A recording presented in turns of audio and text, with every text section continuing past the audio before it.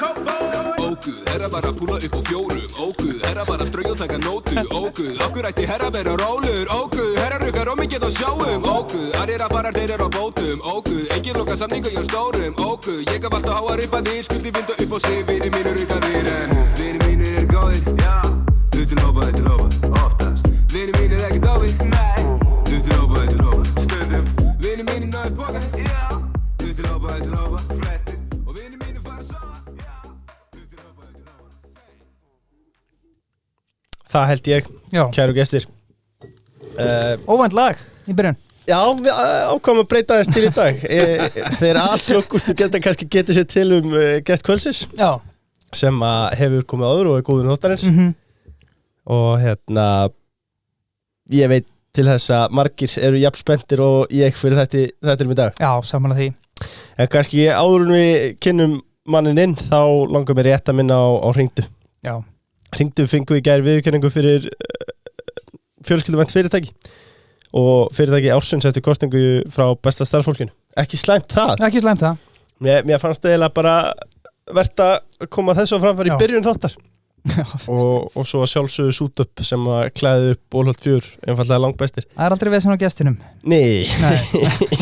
Heldur betur ekki Gestur Chess Dark í kvöldi er Bjarni Benediktsson forsætisráðherra Íslands fyrir utanríkisráðherra, fyrir fjármálaráðherra og núverandi formaður Sjálfstæðisflokksins Vertu hjartalega velkomin Takk fyrir það Gott að koma aftur til ykkar Það ekki? Jú, frábært Ég man ég stofnaði skákaðgang handaðir þarna síðastur og fóst Ertu eitthvað búin að æfa þig? Ég fer stundum, já, ef ég er eitthvað staðar á ferðalagi og er í flugvél eða rútu eða eitthvað þá dreip ég oft tíman með því að taka skák Já En ég er voða mikið bara sko, æfa mig aftur með því að leysa þraut dagsins og taka 10 svona, já, þrautir Það sem er búið að stilla upp einhverju stöðu og það er hvítur eða svartur á leik og allt þetta. Já.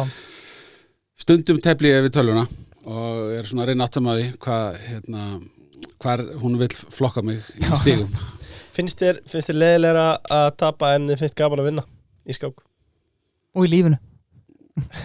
Já, mér finnst eiginlega leiðilegra að tapa heldur en gaman að vinna Þetta er svolítið eins og að veiða fisk sko.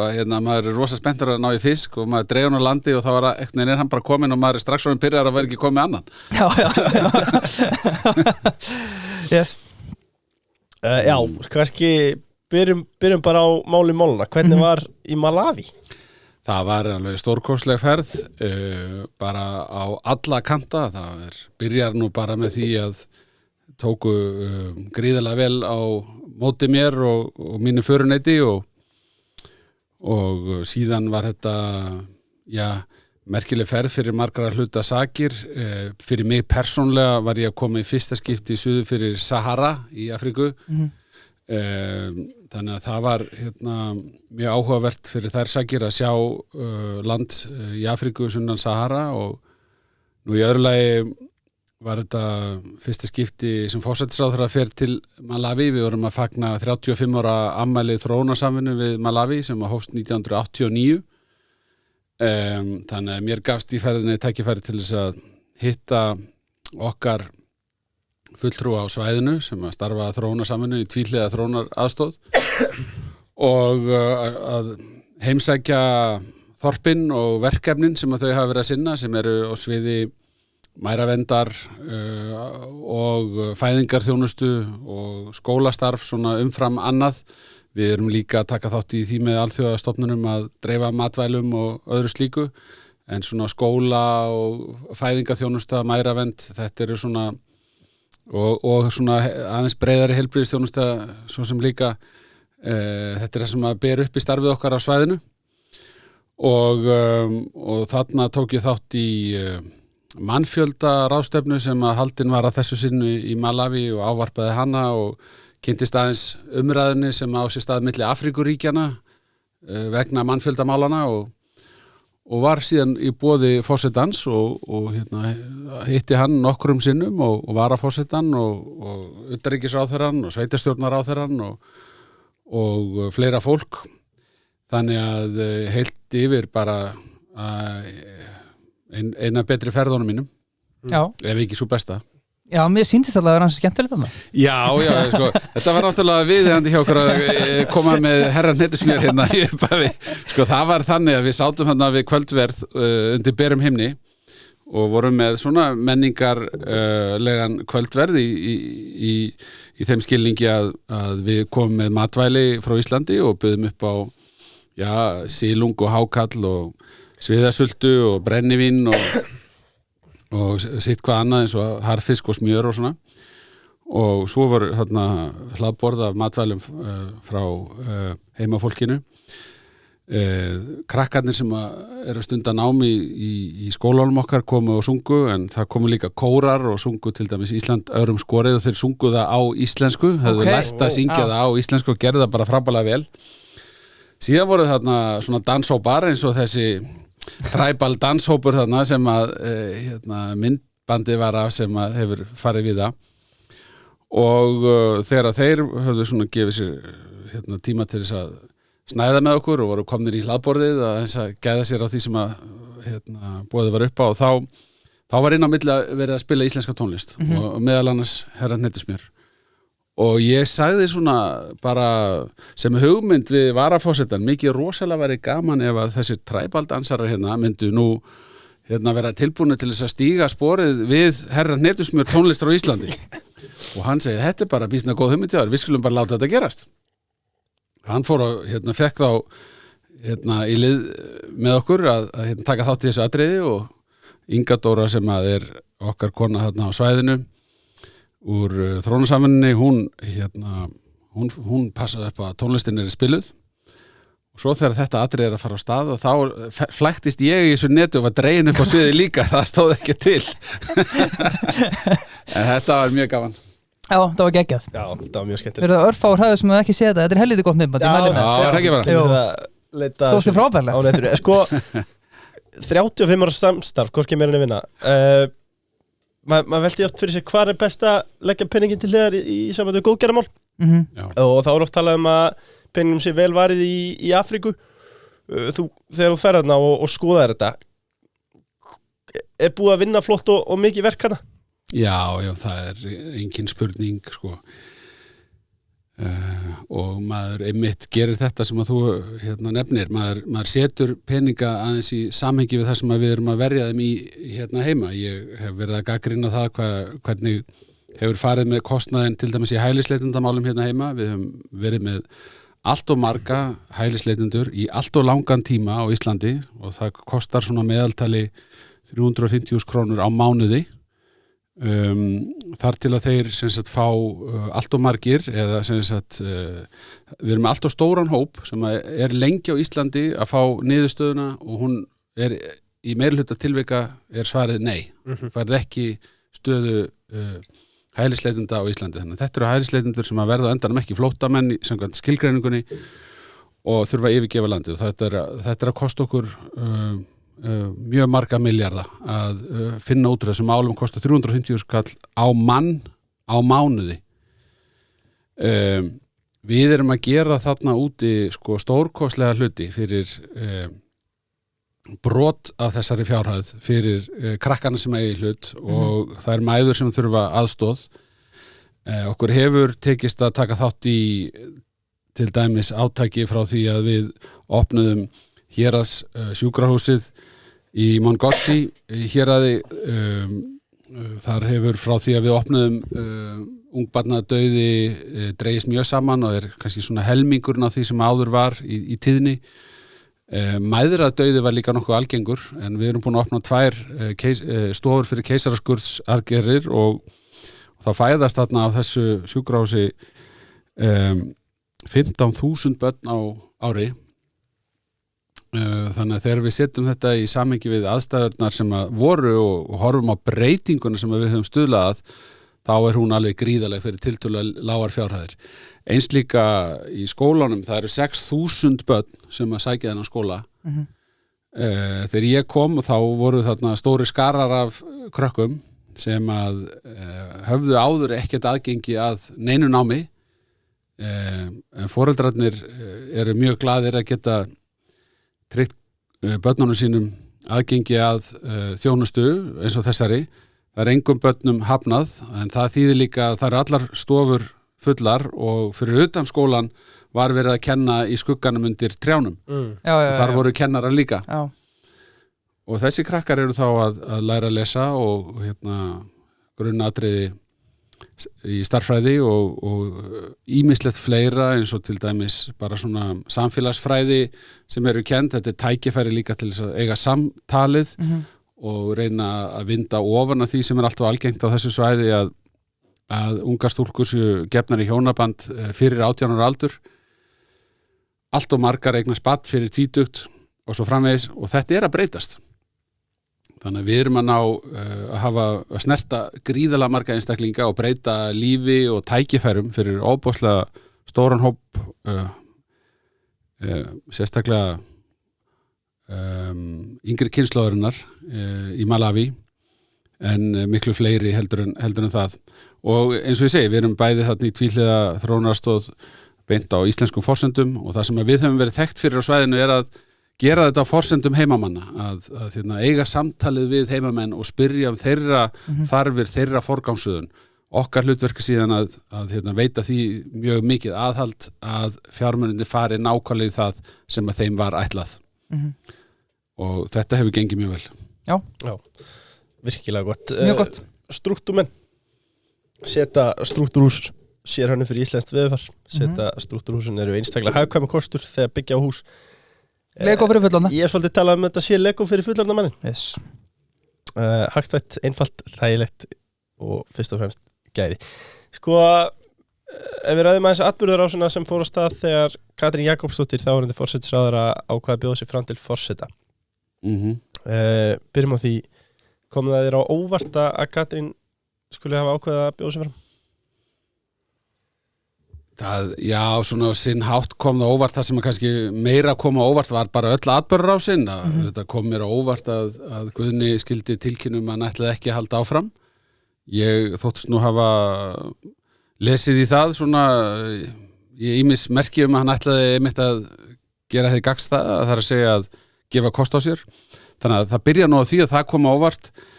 Kom það alfarið á óvart að þetta kemur til áliti á Katrínu? Nei, það gerir það ekki. En það er kannski líka vegna þess að hún hefur áður verið orðuð við embættið og svo tók maður eftir því að hún svona slóði þetta ekki alfarið út á borðinu, þannig að þetta var svona eitthvað að gerjast með henni og svo bara áttu við ykkur samtölu það að það kom svo tímapunktur og ég sagði að það verður nú ekki hægt að bíða með ákvörðun þetta mál mikið lengur. Ætlar að kjósa hana? Já, ég hef góð ástæða til þess að kjósa hana. Ég hef ekki verið í samstarfi við Katrínu nema vegna þess að það er gott traust okkar á milli og hún er á margan hátt yfirburða manneskja.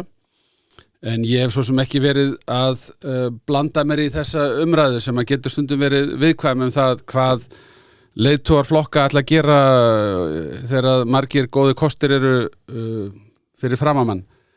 Og ég hef ekki viljað vera að tjá mig mikið þetta vegna þess að mér finnst ekki hjálpa í raun og veru þessu fólki að kynna sig og eiga samtal við hina almenna kjósanda að formenn flokka sig einhvern veginn að leggja línurnar í því. Það getur bara truflað, þannig að ég hef ekki verið að gefa það upp hvernig ég á endanum ætla að kjósa.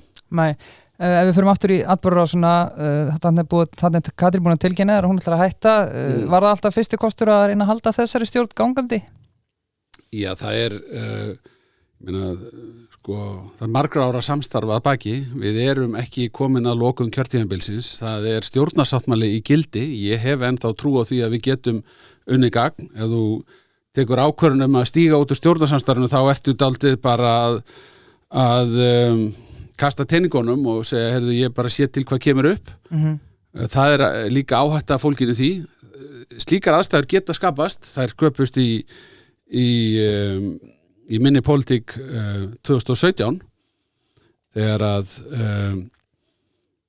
við stóðum frammi fyrir því að ríkisstjórnin var fallin. Ég hefði getað reynt að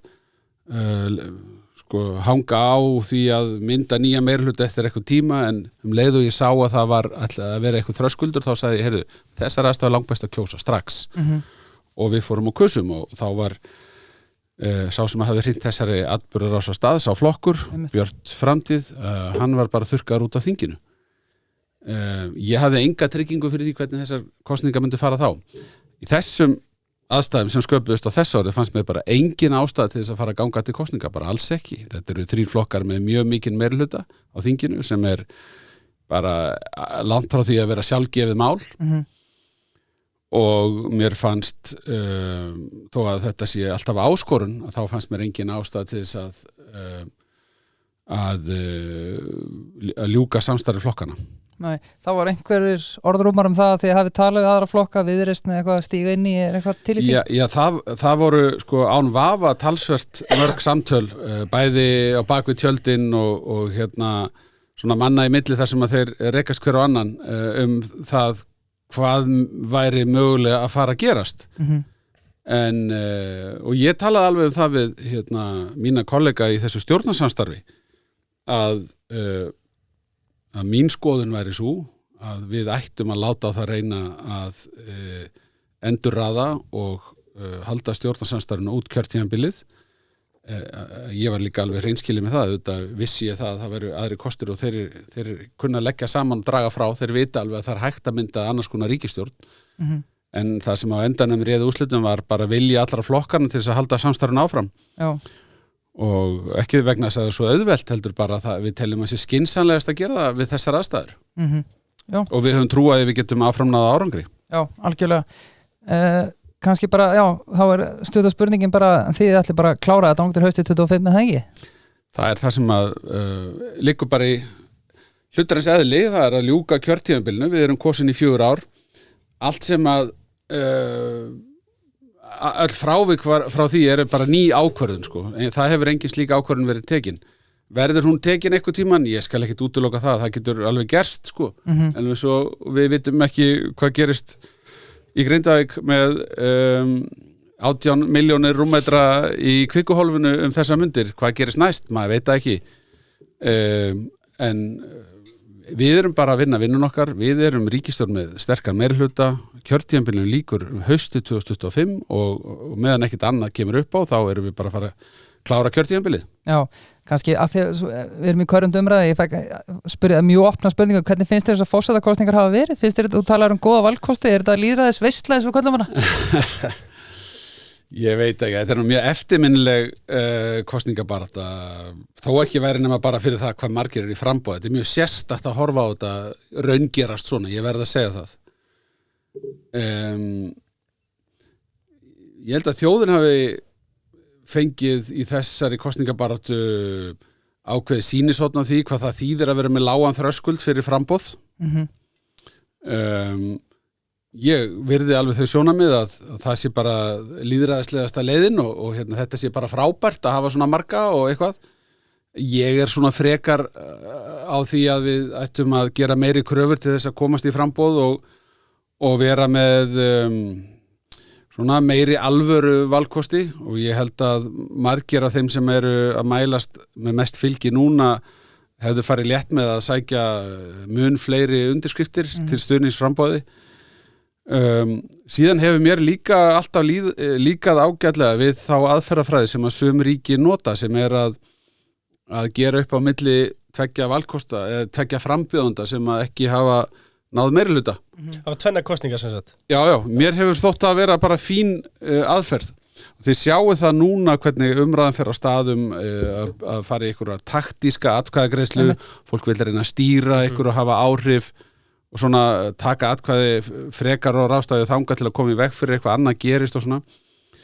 Þú ert laus við allt slíkt þegar þú tekur seinni umferð og þá ertu bara með 2 valkosti og þá bara annað hvor sem að vera rofan á. En við erum svo sem ekki að fara að breyta því núna. Mér hefur þótt þetta að vera á margan hátt lífleg, mjög sérkennleg. Ég hef verið furðu lostinn á köflum. Mér finnst það hvernig sumir frambjóðendur fjalla inntak forsetaembættisins vera mjög nýstárlegt og þó að lengi hafi verið sagt að forseti geti mótað embættið þá eru nú mörk á því bara samkvæmt stjórnarskráni hvert hlutverk forsetans til dæmis gagnvart þinginu. Já.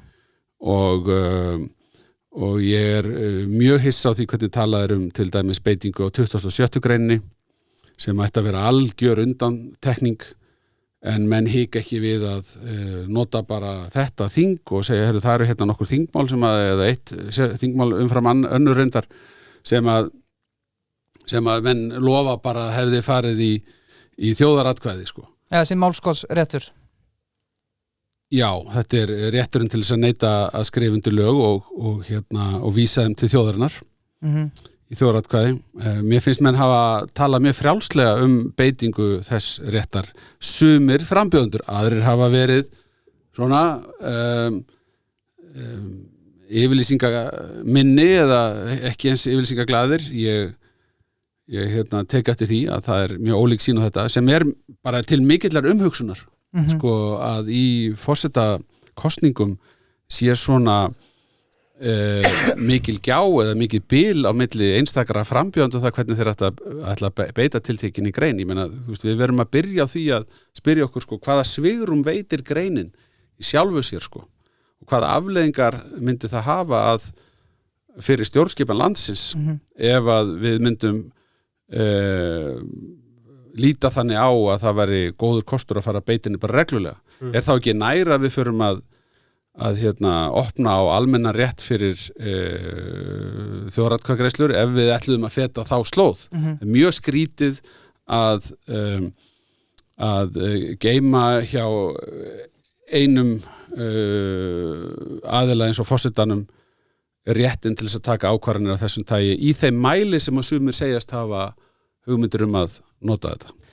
Getið þá kannski tekið undir það bara það er kannski einhverju frambjóðendur sem eru kannski dálítið bara miskilja hlutverk forseta eða hvað? Það finnst mér. Mér finnst menn ganga allt og langt og margt af því sem sagt hefur verið í þessari kosningabaráttu snýst bara pólitík. Já.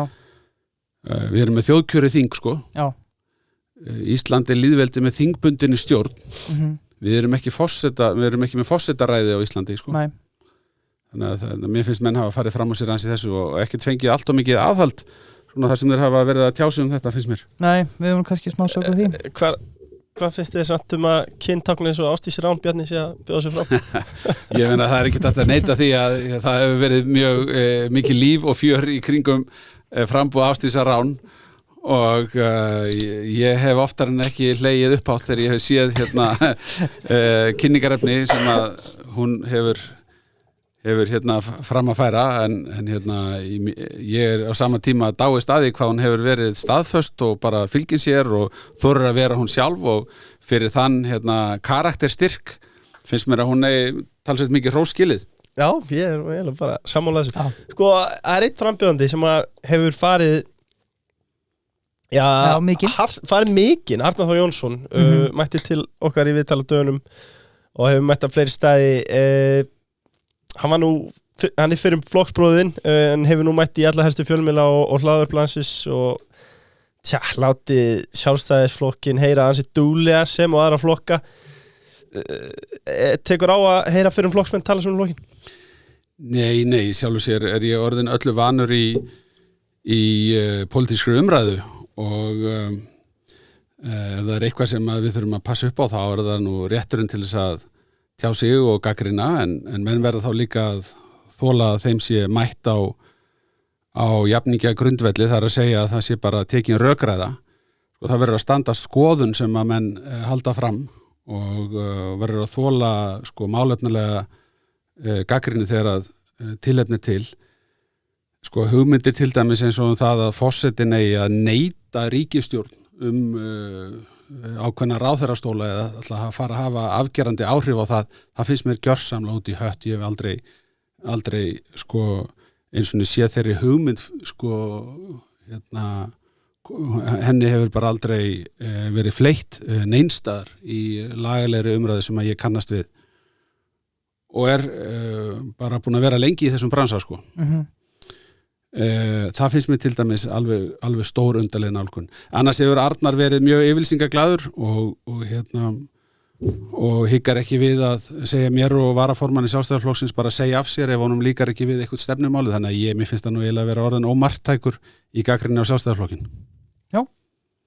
Já, það er eitthvað sko áhverð sem þú segir það er sko, hvað eru margir að bjóða sér fram? Er það 13?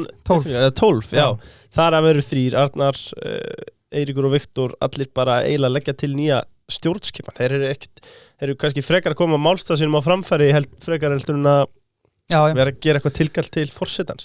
Já, ég meina sko að vera farnir að spá sko endalókun lýðræðisins eða lýðveldisins Ísland sko innan fárra ára ef ekki verði sko snúið af braut sko. Þannig að mér finnst þetta bara algjörlega innistæðulaust tal og horfa framhjá öllu sem að aðal máli skiptir sem eru lífsgæði þess að búa á Íslandi. Það eins og að hér bara brenni annað hvert hús og allir séu að flýja landið. Okkur að fjölga og lífskjör á Íslandi eru fremst meðal þjóða. Já, einmitt. Já, ég held ég að sagt þetta reynda við það. Kontakt fyrirtækjaráðgjöf. Tengt eða óháð söluferli fyrirtæki veitir kontaktráðgjöf vegna verðmats á fyrirtæki með öllum stærra gráðum. Þeir eru með alls sitt upp á 10. Svo annað háskólanám.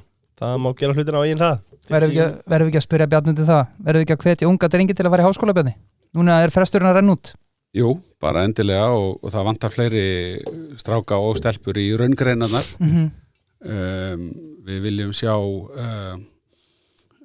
að svona sem flestir mennti sig inn í greinar þar sem að eftirspurn og þar sem að við erum líklega til þess að geta vaxið og aukið hagsald allra Íslendinga. Við þurfum að vera með velmenntaða unga þjóð sem að getur gripið þau tækifæri sem að við búum yfir og þau eru víða. Þegar ég var ungur maður þá var það svona bara eins og einhver algild staðreynd að það voru fleiri strákar í þessum svona stóru deildum í háskólanum en stelpur en þetta hefur mikið snúist við. Og ég tek undir það að við viljum fá unga drengið í nám en skulum ekki gleyma því að við höfum lengi verið að mennta allt og fáa stráka og stelpur í ýmiss konar iðnnámi og verknámi og þar hefur verið þar hefur verið að eiga sér stað hugarfarsbreyting vegna þess að við sjáum meiri ásókn og aðsókn í þessa skóla þannig að jafnvel hefur þurft að vísa nemendum frá í greinum þar sem að of fáir sóttu áður en það ekki nauðsynlegt að allt ungt fólk fari í háskólan. Við viljum sjá eðlilegt hlutfall fara í tækniskólan og mennta sig í hinum ýmsu iðngreinum og við bara sem framleiðslu þjóð, útflutningsþjóð eigum bara heilmikið undir því að auka veg og virðingu verknámsins og þar ættu líka allir að kanna sína möguleika sem að hafa áhuga á því að halda námi áfram eftir útskriftir sem eru núna að eiga sér stað. Einmitt. Sko, eitt sem verðum að taka fyrir strókar. Frá árinu 91 hafa ríkisútgjöld aukist hvert einasta ára undanskildu einu ári þegar Jóhannesstjórnin var viðvöld í kreppunni. Er það óhjákvæmilegt að ríkið þenjast út að einhverju leyti? Já, sko, þetta dálítið áhugaverð umræða sem að mér finnst eiga sér stað ríkisútgjöldin og það hvort það sé eðlilegt að ríkisútgjöld hækki frá einu ári til þess næsta. Sko, ef það væri aðalmarkmið okkar í lífinu að bara sjá til þess að ríkisgjöldin myndu ekki hækka, af hverju væru við að því? Í hvaða tilgangi væru við að tryggja að ríkisútgjöld myndu ekki vaxa? Væntanlega væri það vegna þess að við teldum að þá myndi einstaklingarnir blómstra og þá myndi aðrir í hagkerfinu fá svigrúm til þess að láta til sín taka vegna þess að hættan væri sú að ríki myndi stækka of og varpa skugga yfir alla framtakssemi í hagkerfinu og það þyrfti á endanum að hækka skatta til þess að fæða skrímslið svo mikið að þetta yrði á endanum bara allt opinber starfsemi.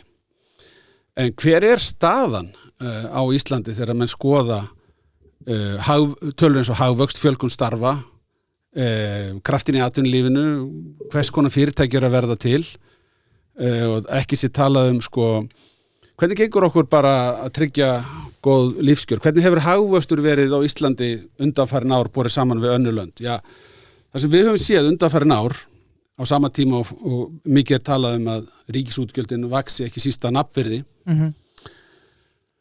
það að hagvöxtur á Íslandi hefur verið meiri síðastliðin 10 ár heldur en til dæmis í þeim löndum þar sem að lífskjör eru hvað best í heiminum eins og á Norðurlöndunum og við værum með þó nokkra yfirburði undanfarin ár yfir öll Norðurlöndin ef ekki hefði verið fyrir Novo Nordisk í Danmörku þá hefur danska hagkerfið fyrir sækir þessa eina félags núna undanfarin ár verið að vaxa hraðar heldur en við en að öðru leyti eru við langt á undan öllum hinum Norðurlöndunum og ef við skoðum samanburðin við Evrópuríkin að þá þetta eiginlega þannig að sko við höfum verið með kaupmáttarvöxt á Íslandi, það að segja kaupmáttur ráðstöfunartekna heimilana hefur verið að vaxa ár frá ári núna síðastliðin áratug mjög hressilega í sögulegu samhengi einhver mesti kaupmáttarvöxtur sem við höfum séð svona fyrir heimilin yfir heilan áratug þeir sem eru að vaxa eins og við í Evrópu eða eitthvað staðar nálægt því sem við erum að gera þeir eru bara á allt öðrum stað með miklu lakari lífskjör. Vöxturinn frá miklu verri stöðu. Já. Þeir sem eru með svipaðan kaupmátt og við, þeir eru ekki að vaxa eins og við. Við erum semst að stinga af í vexti kaupmáttar heimilana undanfarin ár og við erum að fara langt fram og langflestum samanburðarríkjum. Þannig að þegar menn segja við mig, heyrðu, það ekki bara allt að drepa niður að ríkisútgjöld eru að nafnvirði búin að vaxa einhverja tölu, þá segi já, við skulum setja þetta í samhengi fyrsta lagi við landsframleiðsluna. Það skiptir máli hvort að hagkerfið er að vaxa. Og á Íslandi það að vaxa hraðar heldur en annars staðar. Þú þarft líka að spyrja þig hvernig líta ríkisfjármálin að öðru leit út og þá kemstu að því að skuldir ríkissjóðs eru hóflegar, þær eru svona frekar lágar í OECD-samanburði, svo dæmi sér tekið. Við erum með í okkar svona langtímastefnu núna aðhald sem að birtist því að útgjöldin muni vaxa hægar heldur en verðmætasköpunin á næstu árum og undanförnum áratug þá hafa svona, það hefur skipst aðeins á með skinn og skúrum en áður en að COVID kom á, eða skall á og þá voru ríkisskuldirnar að stefna bara undir 20%. Það sjá menn í fjármálaáætlunum sem var fyrir árið 2020 áfram. Og hvað hefur við geta gert fyrir þessi ríkisútgjöld eiginlega sko gullna spurningin. Menn verða að spyrja, hvað gerðuðu við peningana? Náðu þið að snúa þessum útgjöldum í eitthvað betri lífskjör? Og það fer eftir í hvernig þú horfir á málið. Ég meina ef það skiptir máli að hafa getað stutt við launaþróun í landinu sem að tryggir heimilónum betri fjárhag. Já. Við erum bara einfaldlega ríkari fyrir vikið. Þá er það bara ekki neikvætt í mínum huga. Ef við gátum staðið betur með fleiri ellilífeyrisþegum sem ekki nýttu starfsæfina til þess að leggja fyrir og gátu ekki myndað lífeyrissjóð fyrir efri ár. Ég meina ég er stoltur af því að við skildum hafa stutt betur við þá sem að þurfa á lífeyri almannatrygginga halda sömuleiðis örorkulífeyri almannatrygginga hefur verið hækkaður þetta er krefjandi fyrir ríkissjóð vissulega en við erum að gera betur við þá sem að minnst hafa milli handana það klúður eða það vel að verki staðið? Ég segi það hið síðarnefnda við erum að nota hagvöxtinn til þess að bæta lífskjör allra landsmanna. Og þegar menn koma svo bara að fella einn dóm hærri ríkisútgjöld og segja, já, útgjöldin voru 100 2015 og eru 160 núna. Og þá segi ég, já, en býtu við erum í öðru hagkerfi, það er miklu stærra. Í hvað notum við peningana? Hvernig getum við komist til að niðurstöðum það? Hvernig þú spilaður úr þessum nýju útgjöldum? Og ég bara með þessa sára einföldu nálgun á þetta og spyr bara alltaf sömu spurningana. Hvernig hefur fólk það? Við erum með sterkara fæðingarorlofskerfi heldur en flest önnur lönd. Við erum með, takk eftir þessu, við erum með hæstu meðallaun í heimi við Íslendingar. Þannig að vissulega hafa laun hækka mjög mikið og það reynir á ríki sem launagreiðanda að launin hafi hækkað þetta mikið en þetta þýðir það að við höfum verið að auka lífskjörin.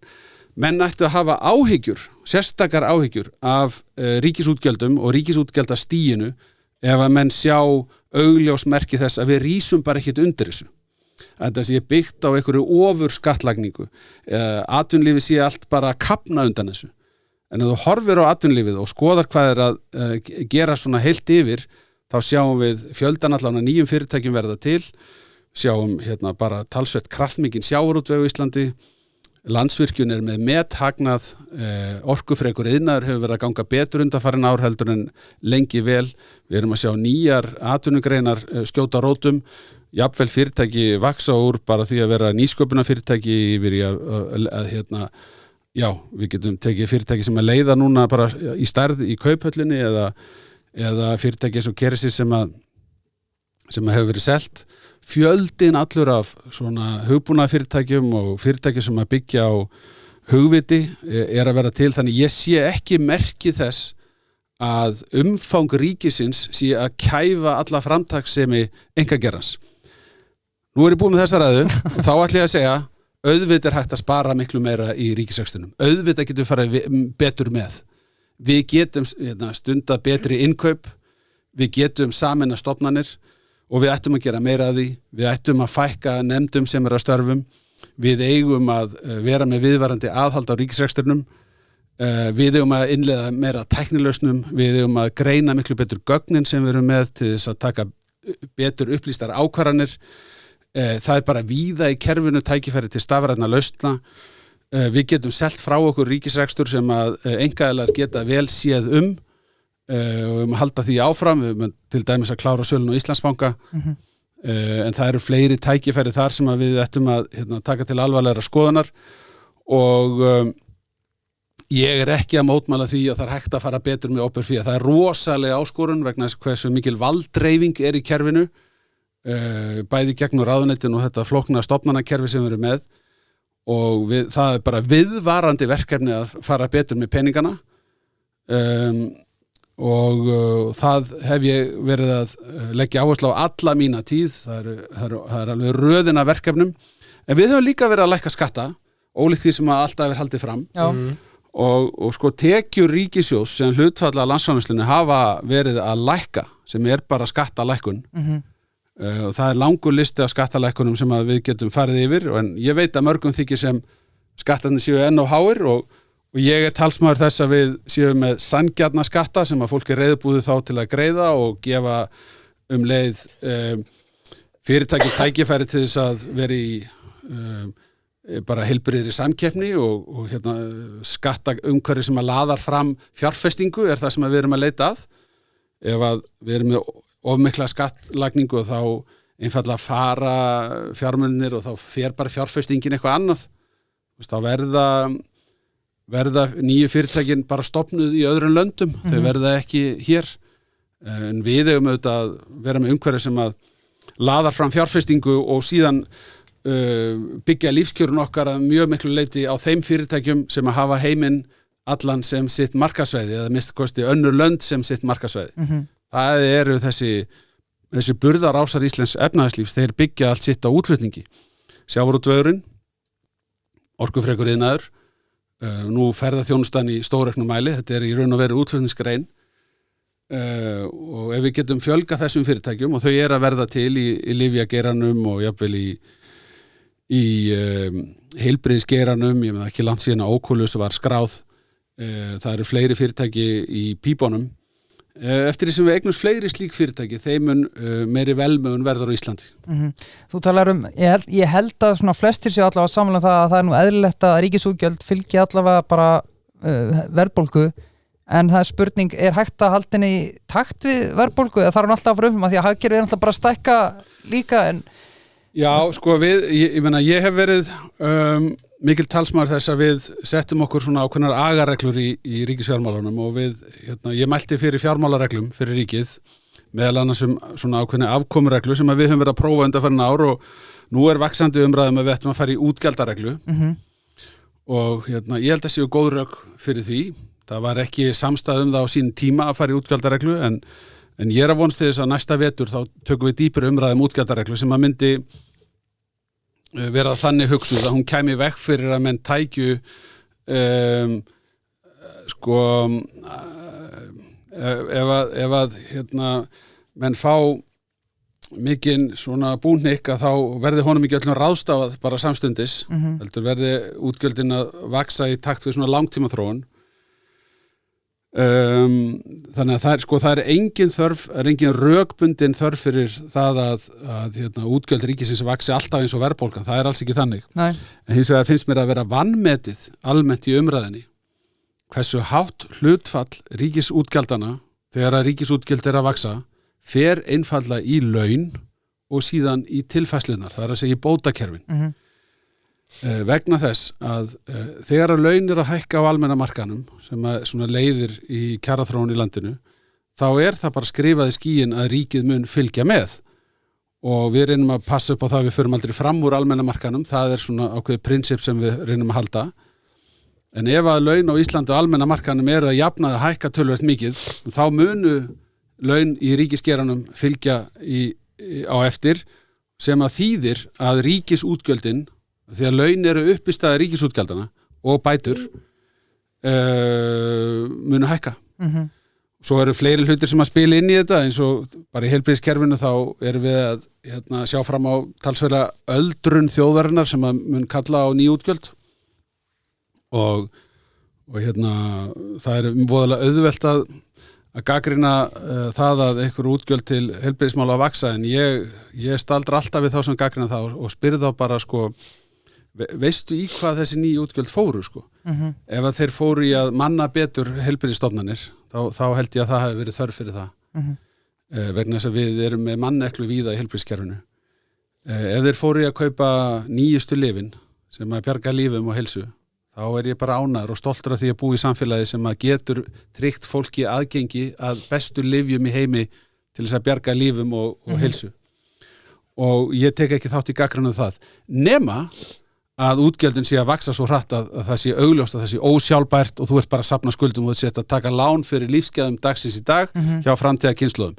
Það erum við bara einfaldlega ekki að gera. Nei. Það er bara röng fullyrðing sem ég heyri ítrekkað haldið á lofti að við séum komin algjörlega fram úr okkur og svo framins. Skulda hlutföllin eru heilbrigð og þau eru lækkandi og það er í raun og veru ótrúlegt með við þau áföll sem að við höfum farið í gegnum núna bæði út af Grindavík og COVID hvað við stöndum sterkt af því að þetta voru meiri háttar áföll í ríkisfjármálum sem að við höfum þurft að takast á við með dramatískum hætti og við stöndum bara mjög sterk eftir það.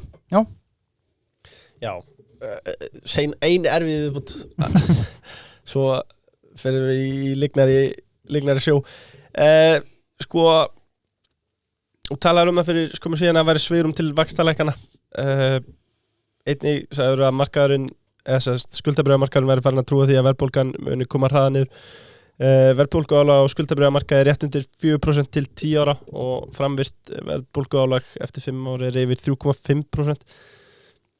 Er þetta ekki vonbrigði?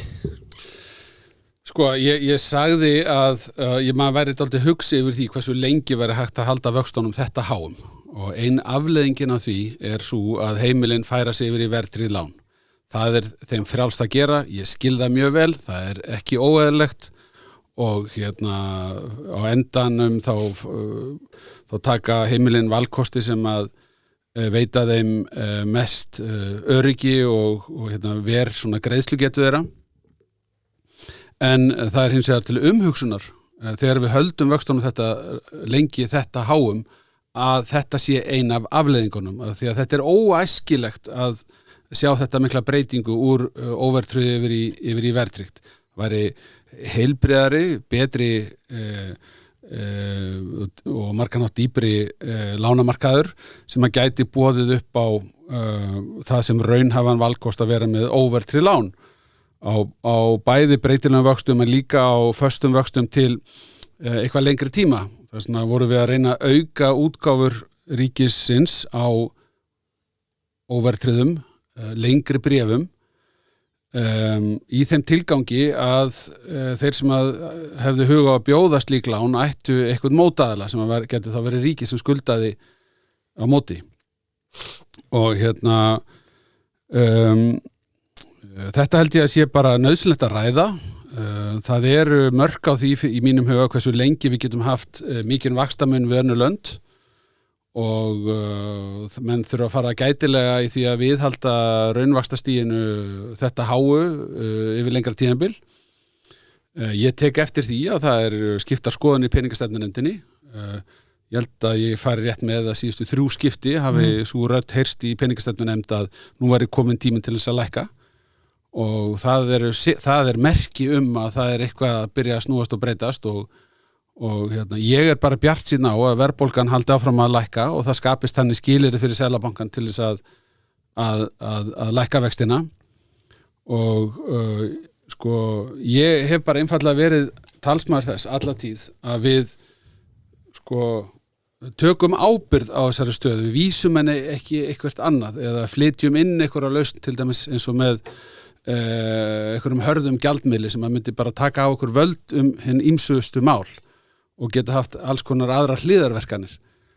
Við erum bara að horfast í augu við það hvað það sem að veldur verðbólgunni og spyrja okkur hvort við séum tilbúin til að fást við þá veikleika. Ég var að ræða hérna áðan hvað laun hafa hækkað mikið. Það engin vafi á því að spennan í íslenska hagkerfinu að hluta til út af því að við höfum verið að hækka laun mjög hressilega. Við höfum gert það lengi. Og það hefur ýmislegt fallið með okkur á þessum síðustu rúmlega 10 árum. Við fengum mjög sterkar makrílgöngur, við fengum gríðarlegan vöxt í ferðaþjónustunni, aðrar greinar hafa verið að vaxa á undanförnum árum, hagkerfið tók rosalega sterkt við sér eftir COVID, við vorum með tæplega 9% hagvöxt 2022. Þannig að við höfum verið að spila út þessum vexti hagkerfisins meðal annars út í laun en það alltaf eitthvað, það alltaf eitthvað sem gefur eftir, eitthvað sem gefur undan. Eitt af því sem að við getum sagt að hafi aðeins látið undan, það að við getum ekki bæði hækka launin og bætur svona mikið á þess að það skerði getu okkar til að vera í innviða fjárfestingum. Ég held að við höfum þörf fyrir að ná betra jafnvægi þar. Þú spyr hvort að ávöxtunarkrafan til lengri tíma séu ekki vonbrigði. Jú, ég meina það eru vonbrigði að markaðurinn hafi ekki trú á því að verðbólgan komi að markmiði á næsta árum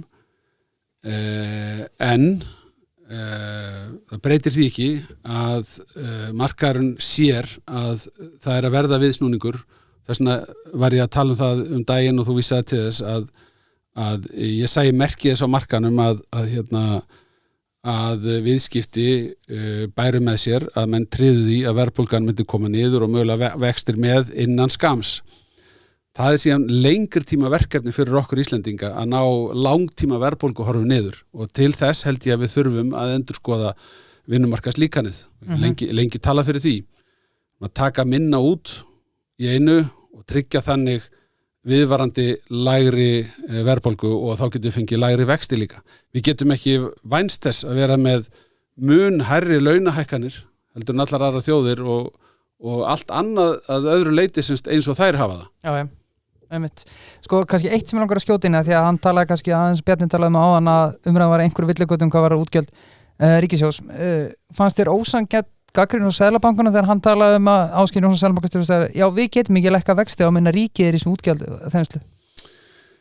Sko, já, mér fannst á tímabili fannst mér þetta nú ekki eiga alveg við rök að styðjast vegna þess að eins og ég man þetta þá höfðum við þegar kynnt okkar áform og þau höfðu ekki þótt vera tilefni til neinna vaxtahækkana svo þegar við bara erum komin í það að framkvæma þessi áform okkar og verðbólgan eitthvað þrálát og þá allt í einu ríkisfjármálin orðin sökudólkurinn. En hvað gerðist síðan í ríkisfjármálunum?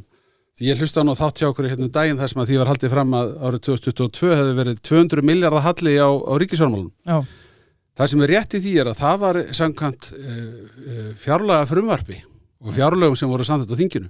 En niðurstaðan það ár var 80 milljarðar ekki 200. Takk. Og það sýnir bara ríkisreikningurinn sumt af því sem að sagt var á þessum tíma ríkisfjármálin hefur ekki staðist vel svona í ljósi sögunar vegna þess að það sem hefur teiknast upp að ríkisfjármálin voru 200 milljörðum betri heldur en fjárlögin gerir ráð fyrir á 2 ára tímabili og mikið af þessari gagnrýni var einmitt á þeim tíma áður en að það kom í ljós hvernig úr spilaðist.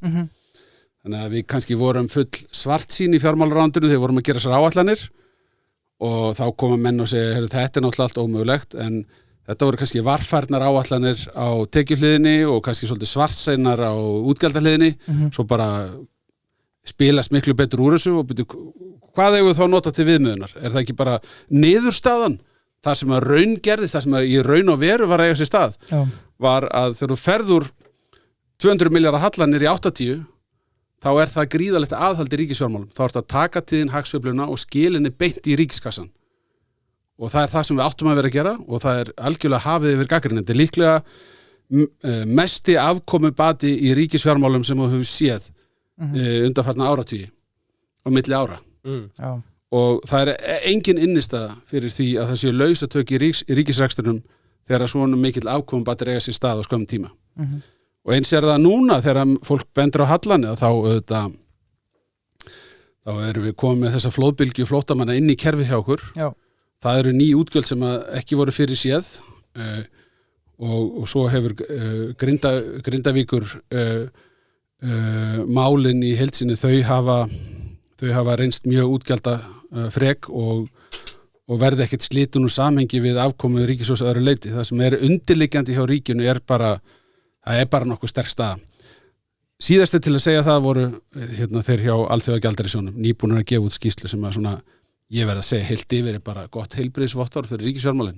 Já, algjörlega. Já, þetta voru þungir steinar. Já. Þetta voru þungir. Þarna þurfti að ringi við þarna þegar þessi þáttur var.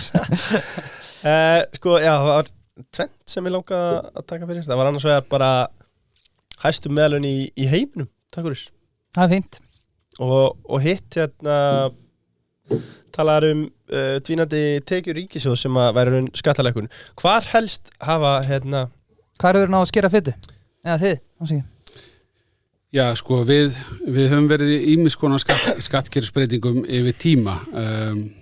Þar sem að kannski mestu skiptir fyrir heimilin undanfarin ár eru bara tekjuskatturinn.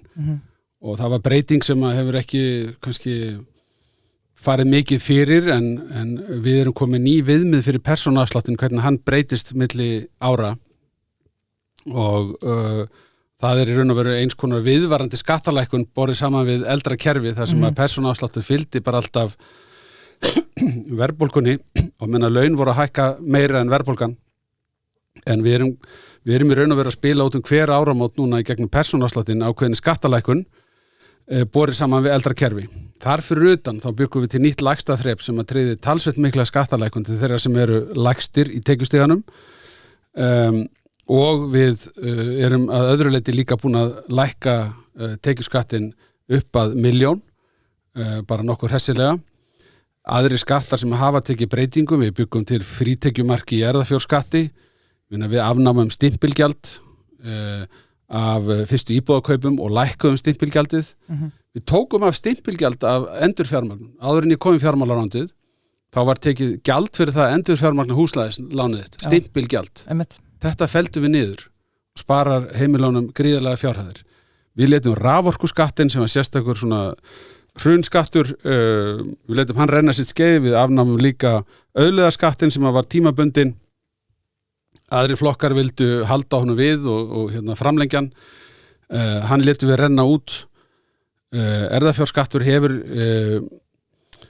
líka tekið breytingum. Til dæmis höfum við tryggt fólki sem að selja sumarhúsi sitt. Hérna ég reyndar að tala um fjármagnstekjuskatt og erfðafjárskattin í einu en í fjármagnstekjuskattinum að þá byggum við til þá breytingu að þeir sem eru að selja sumarhúsi sitt að þeir þurfti ekki að borga tekjuskatt af sölunni heldur fór það inn í fjármagnstekjuskatt og tryggði sömuleiðis allt aðra meðhöndlun varðandi áhrifin á bætur almannatrygginga en margir höfðu orðið fyrir skerðingu bóta við þetta. Nú, ég hef svo oft talað vörugjöld og tolla, en ég meina, við erum orðin eitt frjálsasta hagkerfi heims sko í utanríkisviðskiptalegu tilliti þegar við tölum bara vörur innflutning til landsins, vegna þess að tollar hafa verið teknir af eiginlega öllu nema landbúnaðarafurðum. Það eru öll ríki eða ríkjasambönd með tollamúra í landbúnaðarmálum og semja sín í millum það, og vörugjöld hafa verið felld niður. Og ég tek það oft bara sem dæmi þegar maður situr svona og talar í mikrofón að hann var með vörugjaldi og eiginlega allt sem maður er að horfa á inni, allt frá veggefninu, efninu í veggjónum og gólfefninu, og ljósin hér inni og fartölvan fyrir fram að mig og þessi, hvað þú kallar þetta, mixer eða hvað þetta er. Allt þetta dót og heyrnartólin á höfðun á okkur, allt þetta var með vörugjöldum. Við tókum öll þessi gjöld af. Já. Til þess að bæði tryggja íslenskari verslun, heilbrigðari samkeppnisgrundvöll, föt og skór voru með 10% toll inn í Ísland. Þetta er bara tekið af. Við höfum verið að hreinsa verulega til í þessum kerfum öllum og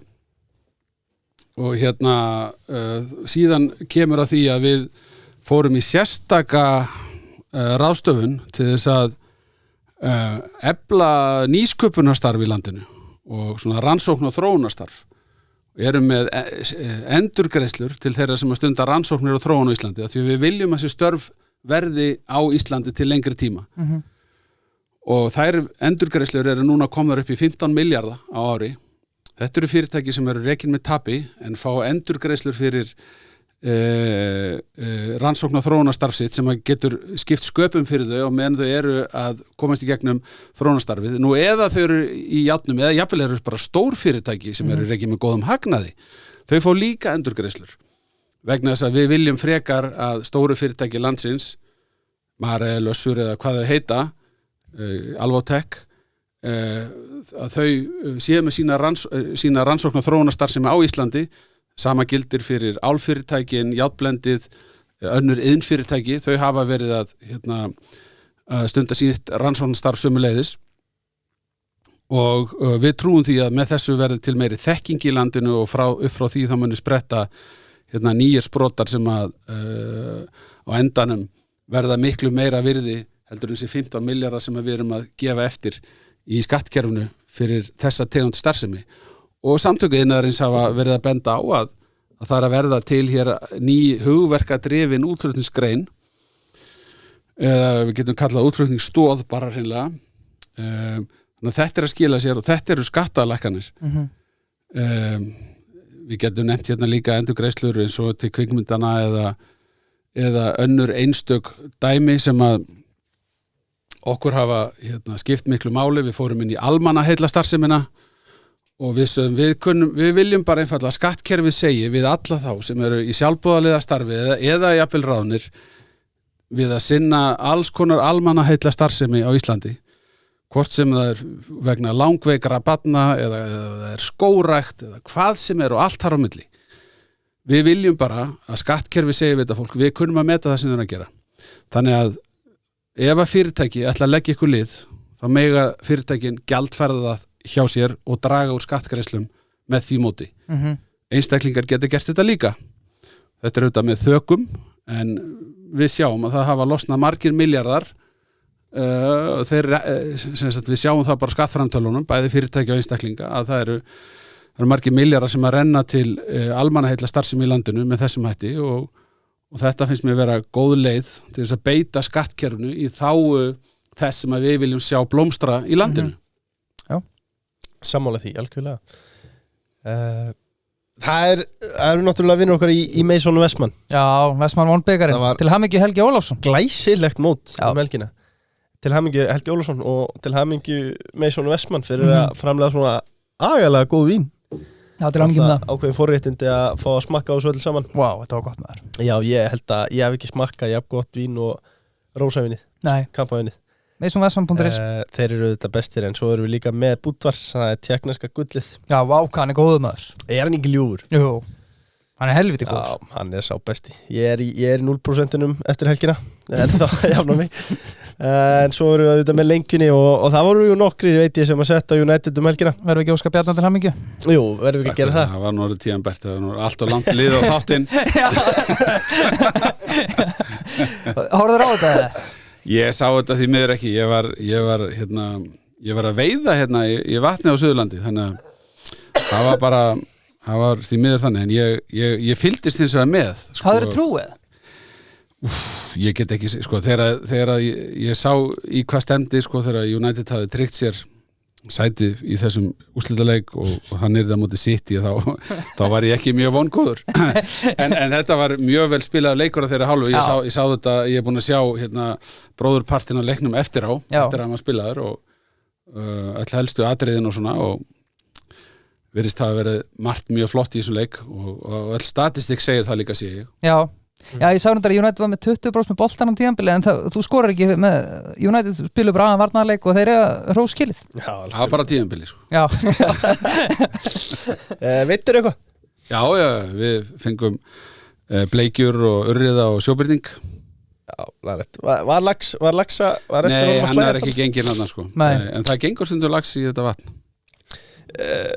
Sko, eitt sem ég langaði að taka fyrir netsala á áfengi. Já, því að nú opnum við einn en þá er það bara við hægri. Já. Við erum með komni með smásölu Risa sem hafa tilkynnt komin svona í leikinn og ég vissum að fleiri eftir að fylgja þeirra fótspor. Já, mér stæði glætt. Sko Þarna er ríkisstjórnin, byrjum á því ekki á sama máli. Nei, er þetta vilda vestri eins og staðan er núna?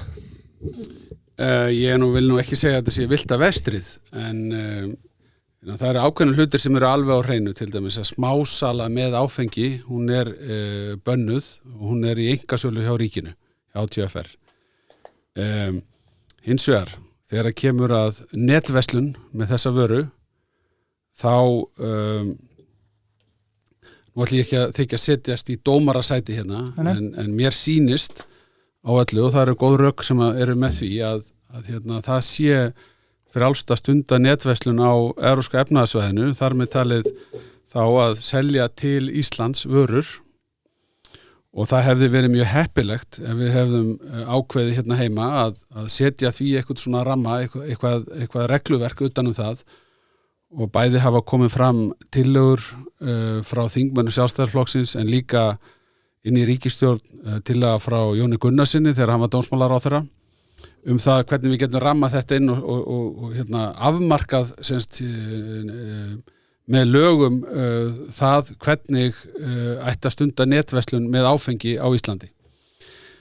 En það var ekki samstaða að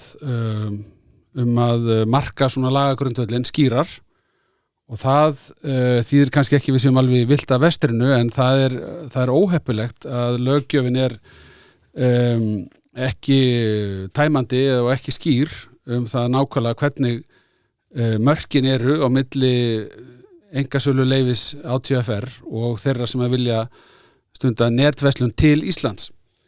En það hefur verið þannig langt árabil að fólk hefur getað keypt sér áfengi og látið senda sér það heim frá meginlandi Evrópu og lengi vel bara frá Bretlandi líka og það gildir einu sko hvers konar áfengi var þar að ræða. Það er netverslun. Netverslun sem að innlendir aðilar myndu opna er síðan þetta markatilvik sem að dálítið tekið sá núna og þannig að maður þykist ekki geta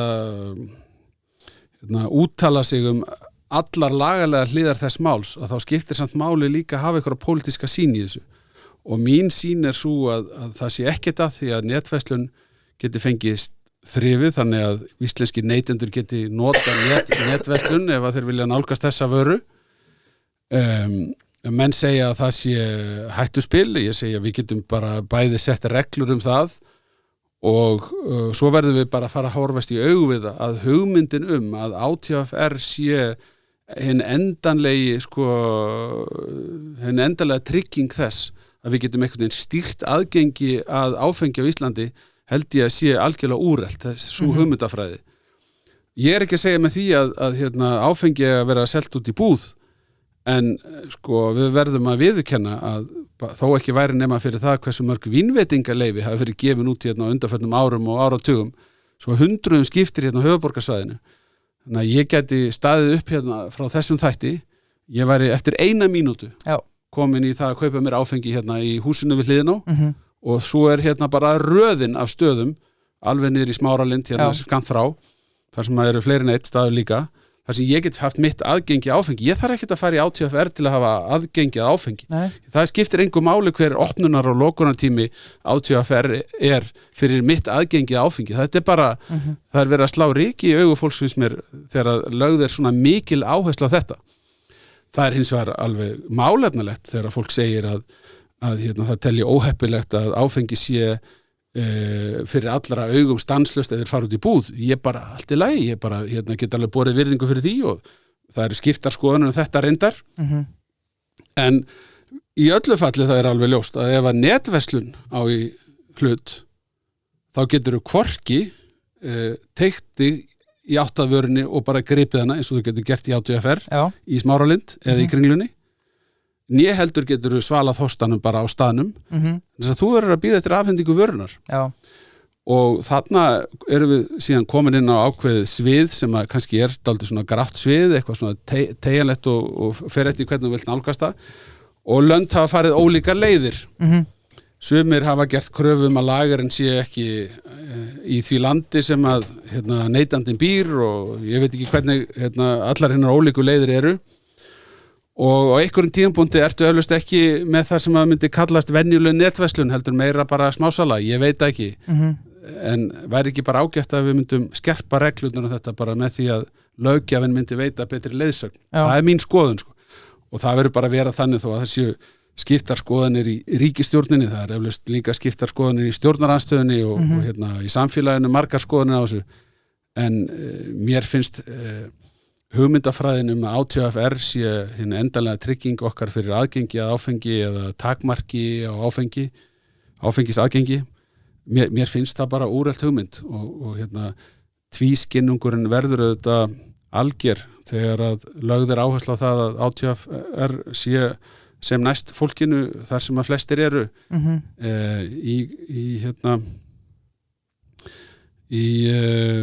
skal ég segja þér Smáralind í Kringlunni hérna í Kópavoginum eru verslanir í Smáralind líka á Dalveginum og svo nú verið að opna í Garðheimum og ætlum að sé ekki bara nokkra mínútur að keyra á milli þessara 3 verslana. Kauptúnið í Garðabæ síðan líka annað dæmi að fólk kann að meta að verslunum sé þar sem að aðrar vinsælar verslanir eru eins og IKEA, Costco og hvað heita aðrar sem eru þar. Þannig að þetta nú svona ef menn raunverulega væri að takmarka aðgengi áfengi ættu þá ekki bara vera með eina búð, sko. Jú, helst bara einhverjum kjallara bara. Já. Eitt sem en ég vil alveg taka það fram að sko auðvitað verður að huga að lýðheilsu sjónarmiðum og það skiptir máli hvað regluverk gildir auglýsingar og það hvernig gættir að áfengis kaupa aldrei og það margt sem að skiptir miklu máli í þessu. Ég ekki að kalla eftir því að verði algjört regluleysi, alls ekki, sko. En mér finnst þess vegar margar hugmyndana það hvernig við ættum að hafa þetta að vera bara gamaldags og úreltar því miður, sko. Já, algjörlega. Eitt sem langar að ræða við Bjarna, það fjölmiðlar. Og þegar það ríkistyrki og svona viljum við að ríkið sé ausa fjármagni í fjölmiðla? Hægt að treysta á óháða ritstjórnarstefnu fjölmiðla með þessu móti? Já, ég held reyndar að fjölmiðl sem að selur auglýsingar geti vel talist trúverðu og það á endanum ræðst bara því hvernig hann flytur sína fréttir og er málefnalegur og samkvæmur sjálfum sér. Og svo ekkert að því að einstaka fjölmiðlar sko standi fyrir ykkur sjónamið og ykkur prinsip og verji þau og sé bara skýr með það og menn kaupa áskrift sem að líkar við þessi sjónamið og aðrir gera það ekki. Þetta finnst mér vera sjálfsagt eðlilegt en varðandi auglýsingarnar þá myndi mér þykja heilbrigðast að Ríkisútvarpið færi af auglýsingamarkaði og það myndi tryggja samkeppnishæfni frjálsu fjölmiðlana. Þetta snýst jafnræði og þetta snýst það að ganga lengra í að tryggja rekstrargrundvöll fyrir frjálsa fjölmiðlun í landinu og mér finnst að það sé augljóst af því svona almenna ströggli sem á fjölmiðlum á Íslandi að þeir búa ekki við góð rekstrarskilyrði. Þessi rekstrarskilyrði væri þetta laga mjög verulega ef við myndum taka RÚV af auglýsingamarkaði og eftirláta frjálsum miðlunum að keppa það auglýsingafé. Þetta ekki vera ósangjant eins og þetta núna? Það má ekki bara segja það. Jú, ég get alveg tekið undir það. Mér finnst þetta ekki sangjant. Mér finnst ekki sangjant hversu langt gengið í því að tryggja fulla fjármögnun og svona skjól fyrir ríkisútvarpið. Ekki síst í ljósi þess hversu svona breið og svona víð starfsemin orðin hjá ríkisútvarpinu á sama tíma og við sittum svona aðgerðalítil hjá vegna stöðunar á hinum almenna fjölmiðlamarkaði og það ákveðið þrot og uppgjöf gagnvart verkefninu að þurfa að leysa það með því að senda þá styrki til einkareknu fjölmiðlana líka. En það miklu eðlilegri nálgun að taka ríkisútvarpið af auglýsingamarkaði og segja mönnum að bjarga sér sjálfur. Algjörlega. Ein stutt hérna, já eða nei. Möguleiki á starfi tveggjaflokkastjórn með samfó eftir næstu kosningar? Það ekkert útilokað í mínum huga. Ég meina, ef það eitthvað sem að hefur sýnt sig á mínu ferli, ég hef starfað með ólíkum flokkum og fyrst gerði ég stjórnarsáttmála við Framsóknarflokkinn og síðan við Viðreisn og Bjarta framtíð og síðan við Framsókn og VG. Af hverju ætti maður að útiloka eitthvað? Þetta á endanum snýst málefnin og það sé sátt meginverkefni. Menn verða að lifa með því ef það þarf að mynda 3 flokka stjórn og það eru víðtækari málamiðlanir. 2 flokka stjórn hefur þann kost að það eru færri málamiðlanir. Þannig að ég myndi aldrei segja það skynsamlegt að slá þann kost út á borðinu en það ræðst auðvitað af því hvort að menn eru sammála áherslurnar og það sem eftirtektarvert finnst mér við Samfylkinguna að hún að breyta stefnu í svo mörgum málum. Já. Og hefur síðan eitthvað minni stefnu sýnist mér í svona viðkvæmum málum og kannski vill ekki viðnámið. Þannig að það fer svona láta lítið fyrir sig fara í viðkvæmum málum. En það þetta grundvallar stefnubreiting hjá Samfylkingunni sem að bæði barðist fyrir inngöngu í Evrópusambandið og fyrrandi formaður ekki bara kom með frumvarp breytingar á stjórnarskránu 2009 sem átti að afgreiðast á nokkrum vikum, heldur beitti sér fyrir stjórnlagaþinginu og síðan stjórnlagaráðinu og skammaðist yfir því að stjórnarskrárbreytingarnar væri ekki kláraðar og síðan var þetta bara svona eins og einhvers konar stef hjá flokknum í mörg ár. Þetta eitthvað orðið auka atriði núna. Já, þetta flokkurinn sem sóttum aðild að Evrópusambandinu, það ekki orðið eitthvað megin stefnimál hjá flokknum. Þannig að það vekur athygli. En það sem hefur hins vegar ekki breyst sýnist mér að flokkurinn að leggja áherslu á það að leiðinni til betra lífskjara á Íslandi, enn betri lífskjara, sé að auka ríkisútgjöldin og taka hærri skatta. Og ég ekki sammála því. Nei. Ég tel að það sé ekki þörf á því og ef það eitthvað þá þurfum við að gera þetta sem ég var að tala hérna áðan að gæta því að vöxtur ríkisútgjaldana sé hóflegur og fari ekki fram úr vexti hagkerfisins. Leiðin til þess að tryggja góð lífskjör að tryggja hagkerfi sé áfram að vaxa. Það í raun og veru bara þá spegilmynd þess að það verða til ný störf og verðmætasköpunin í lagi. Og hlutverk okkar síðan sameiginlega að reyna að sjá til þess að þessi störf séu þar sem að alvöru verðmæti að verða til. Og það mætti fara meira fyrir umræðu framleiðni á Íslandi. Já. Framleiðni vexti frá ári til árs og ekki bara hjá einkageiranum, heldur við oftar að tala framleiðni vöxt hjá hinu opinbera. Það má spyrja sig hvort okkur hafi tekist að auka framleiðni til dæmis með stafrænu lausnum. Hvernig getum við mælt það almennilega? Ímyndi ykkur framfarirnar sem að til dæmis bara allur hugbúnaðurinn sem notaður í stjórnkerfinu tryggir okkur. Ímyndi ykkur hagræðið af því að nota allan þennan hugbúnað. Ég var sjálfur að vinna hjá sýslumanni þegar ég var ungur og við vorum að handskrifa inn í þinglýsingabókina hvaðirnar. skuldabréf og svo framvegis á hús. Þetta allt orðið rafrænt sko, og fyrir löngu og nú erum við farin að aflýsa skuldabréfum bara á nokkrum sekúndum og við hljótum að gera kröfu til þess að ríkisreksturinn sé samhliða þessu hagkvæmari og við verum að gæta okkur á því að falla ekki fyrir hugmyndum að það eina sem vanti séu meiri ríkisútgjöld. Við verðum að gera kröfu að hlutinni séu gerðir með hagkvæmari hætti, eins hagkvæmum hætti og hægt áður en förum að kalla eftir því að skattgreiðendur leggi meira af mörkum til þess að þjónusta kerfið, opinbera kerfið í heilsinni. Algjörlega. Ein frá mér áður en við förum í skemmtilega dótið þitt. Við erum ótrúlega sem við ekki ennþá búin að tala þetta, en ef við tölum bara almennt Sjálfstæðisflokkinn, ég veit hvað þið finnst skoðanakannanir og það ennþá langt í kosningar og svona, en þurfum við Sjálfstæðismenn og þeir sem hlusta hafa áhyggjur af flokknum og við sem að móta okkur núna til dæmis við samfóði að þeir að mæla svo háir? Já, ég meina, sko, eftir kosningar þá þurfum við bara að horfa á spilin eins og þau eru og reyna að mynda ríkisstjórn og vera bara raunsæ, sko. Ef það er ekki hægt, þá fyrir við stjórnarandstöðu. Ef það er hægt þá er ég fyrirfram ekki að útiloka neitt í sjálfu sér. Ég myndi auðvitað vilja miðjuhægri stjórn. Það er skýrt, ég held að veri besti kosturinn. Það hefur ekki verið alveg í boði eftir kosningar undanfarin ár. Þurfum við að hafa áhyggjur af Sjálfstæðisflokknum. Ég meina, þetta er bara harður heimur og já, það þarf bara að hafa áhyggjur af því að ef menn standa sig ekki og við stöndum ekki saman líka og berjumst ekki fyrir okkar hugmyndafræði og mætum ekki til umræðunar, svörum ekki árásunum á flokkinn, og þá er alveg ástæða til þess að hafa áhyggjur.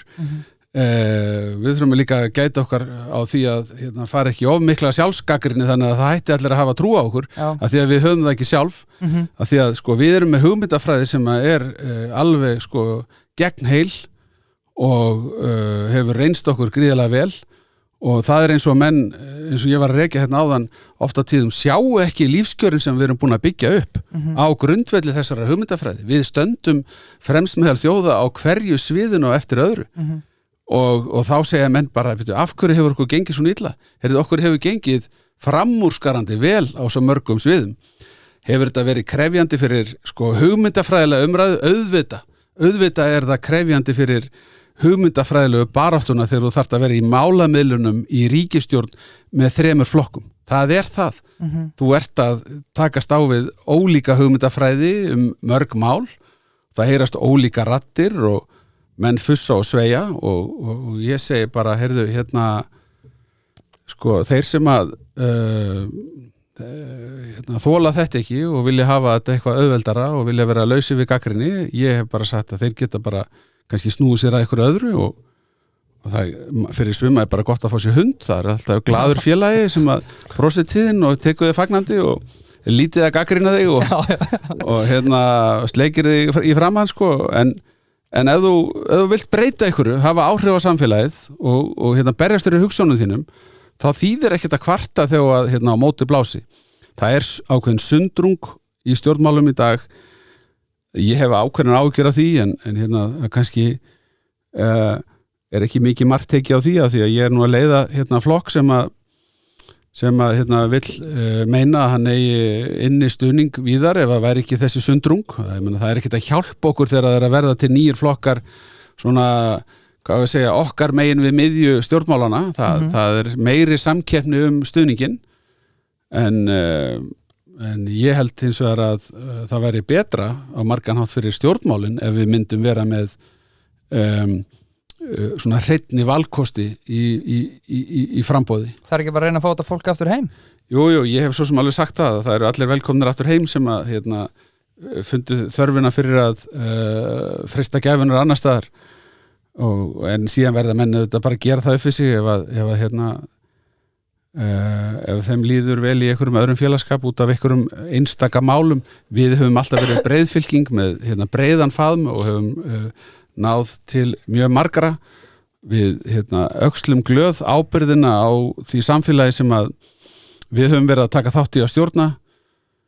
Hér er á ýmsa félagslega mælikvarða alveg gríðarlega sterk staða.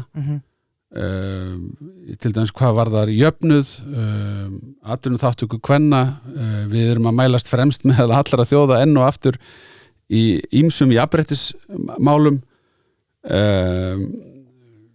sko það er þetta mikill áróður gegn sjálfstæðistefnunni á þá lund sko að sjálfstæðismenn hugsi bara kapitalismana, kapitalistana en þetta þetta algjörlega fráleit hugmynd sérhagsmunagæsla en ekki að hugsa einstaklingin og svona, hefur maður heyrt sko, hugmyndafræðin okkar gengur í grunninn út á það að hér þurfi atvinnulífið að bara blómstra og án þess þá sé tómt mál að tala öflugt velferðarkerfi aðgang allra, jafnan aðgang að bæði menntun og heilbrigðisþjónustu það tómt mál að tala einhverja gæða skólaþjónustu eða öfluga heilsugæslu og sjúkrahús ef það ekki eiga sér stað verðmætasköpun í samfélaginu og þeir eru til hérna og hafa verið stofnaðir heilu flokkarnir og það eins og sósíalistaflokkurinn sem að vilja meina að sú verðmætasköpun verði hvergi nema í skjóli ríkisins með sanngjöndum hætti og það módel hefur víða verið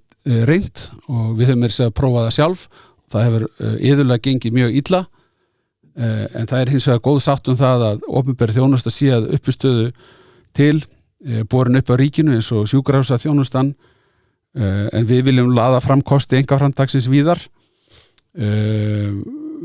víða sko, semst bæði í heilbrigðisþjónustu og annar staðar og teljum að það hefur sýnt sig að það skilir sig vel grunnstefið okkar er semst þetta að til þess að byggja upp almenna velsæld þá þurfum við að leggja áherslu á jöfn tækifæri allra sterkt atvinnulíf og það þýðir ekki að þú ætlar að gera hvað sem er fyrir þá sem að eiga fjármagn það er hins vegar sjálfsagt að hlusta á þá og reyna að virkja góðar hugmyndir en við tökum ekki við skipinu frá atvinnulífinu við gerum það sem við teljum vera öllum Íslendingum til heilla til lengri tíma og það einstíi held ég að við höfum þrætt vel milli þess að skapa svigrúm fyrir atvinnustarfsemina og tryggja góða velferð almennt á Íslandi og það er bara samanburðatölurnar, það er bara að sýna þetta hvað sem að hver vill segja í sinni gagnrýni á sjálfstæðarflokkin mér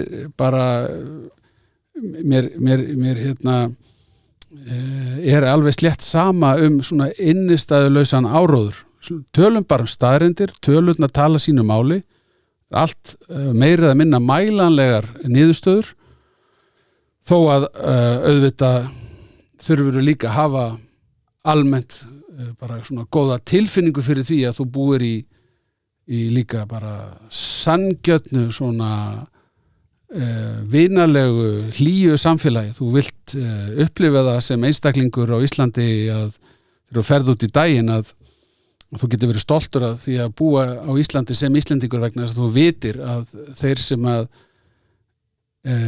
standa höllum fæti, þeir fá hjálp þú veist þá líka vonandi að þeir sem eru með góðar hugmyndir og eru tilbúin til að leggja mikið á sig að hið opinbera ætlar ekki að standa í vegi fyrir þeim þú leyfa þeim að spreita sig og taka sína eigin áhættu og eigin ábyrgð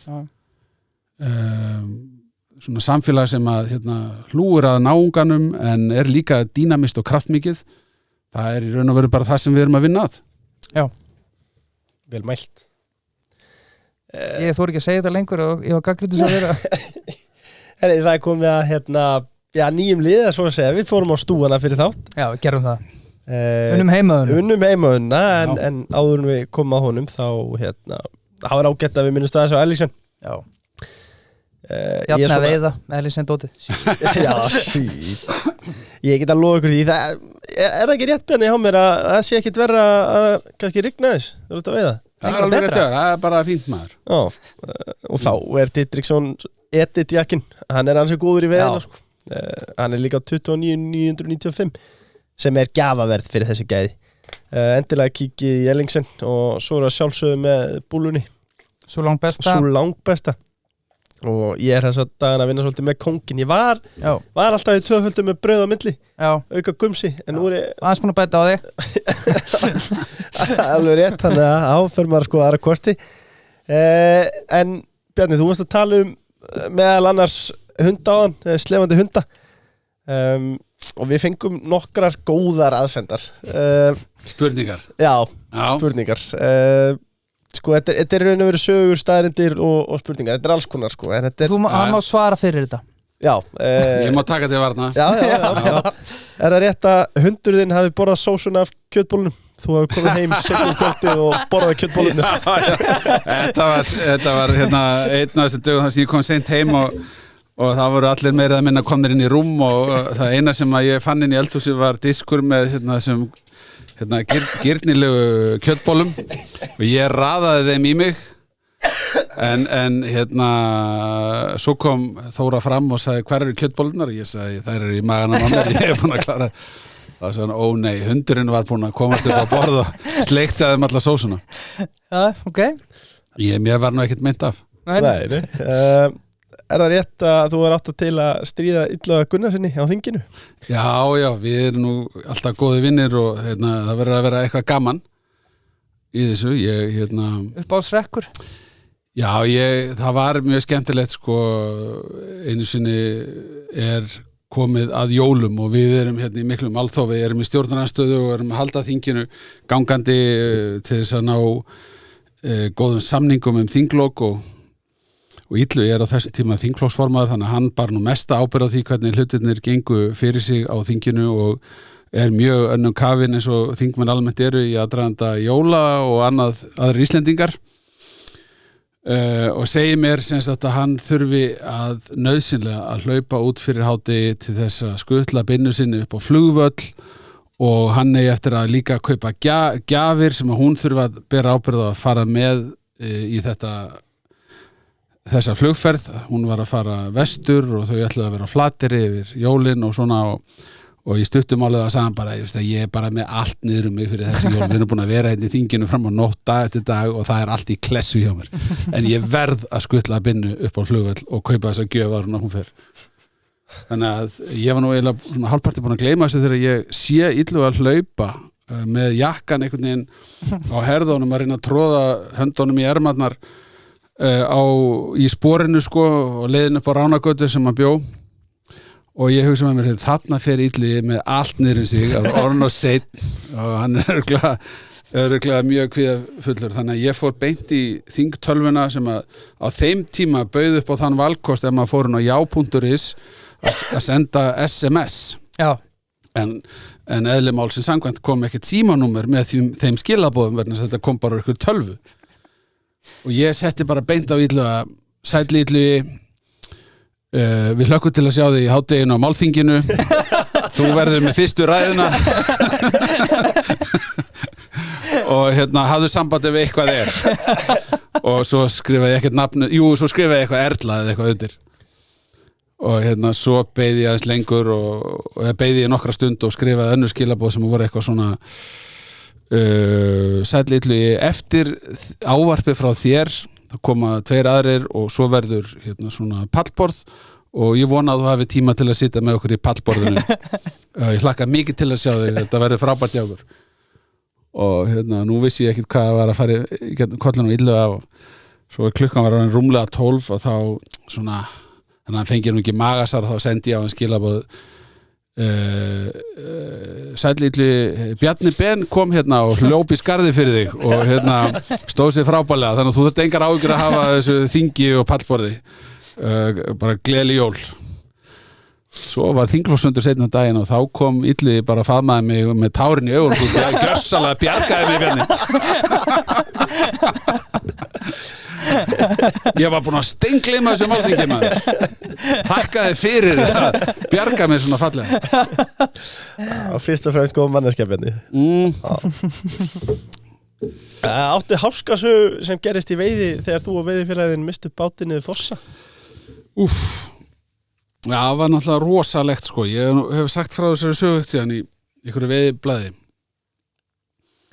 Já, við förum út á bát og ég er á árunum og hann er að kasta og hann fær náttúrulega fisk og ég ræ með bátinn í land og kemur hann fyrir svona við árbakkan og hleyp upp og sæki myndavél til að taka myndir af vini mínum þegar hann er að landa fiskinum og hann gerir það með glæsi brag og svo þegar að allt þetta garð gengið, fiskurinn komin aftur út í ána, þá föðumst við og ég sagði eitthvað svona við hann, heyrðu, ég var alveg vissum að myndi eitthvað frábært gerast hérna á þessum veiðistað og þá segir hann, horfandi yfir öxlina á mér, báturinn maður. Ég lít við og þá bátinn að reka svona hægt og rólega út. En hann bara nokkra metra frá landi sko, eitthvað svona furðulegan hátt á tekur svona hafgólan bátinn og ítur hann svona upp ána og það svona mjög lengt þarna en við erum sett í Laxá í Aðaldal þannig að þetta sko, það eru 50 metrar yfir ána eða eitthvað hlust og ég hugsa með mér sko, ég verð náttúrulega að bjarga þessum bát og við á eftir bátnum þannig til að ég get ekki vaðið lengur og þá ákvað ég að taka nokkur sundtök í öllum herrklæðnaðinum sko og svo ég búin að taka svona 4, 5, 6 sundtök og þá hugsaði með mér, heyrðu, býtum við hvað á ég að gera sko ég get svo sem sett höndin á bátinn en hann svona 400 kíló eða 300 eða eitthvað og ég ekki að fara að taka baksundstök með hann og skila honum aftur í land þannig ég bara sneri við og kom mér aftur á land bara, þú veist, ég gerði það alveg örugglega, vinur minn sagði reyndar að það stóð bara hakan upp úr maður en þetta nú heimskulega ákvörðun hjá mér að reyna að bjarga bátnum svo gerist það bara þannig í stuttu máli að báturinn á endanum fór út í strauminn og fór niður vestri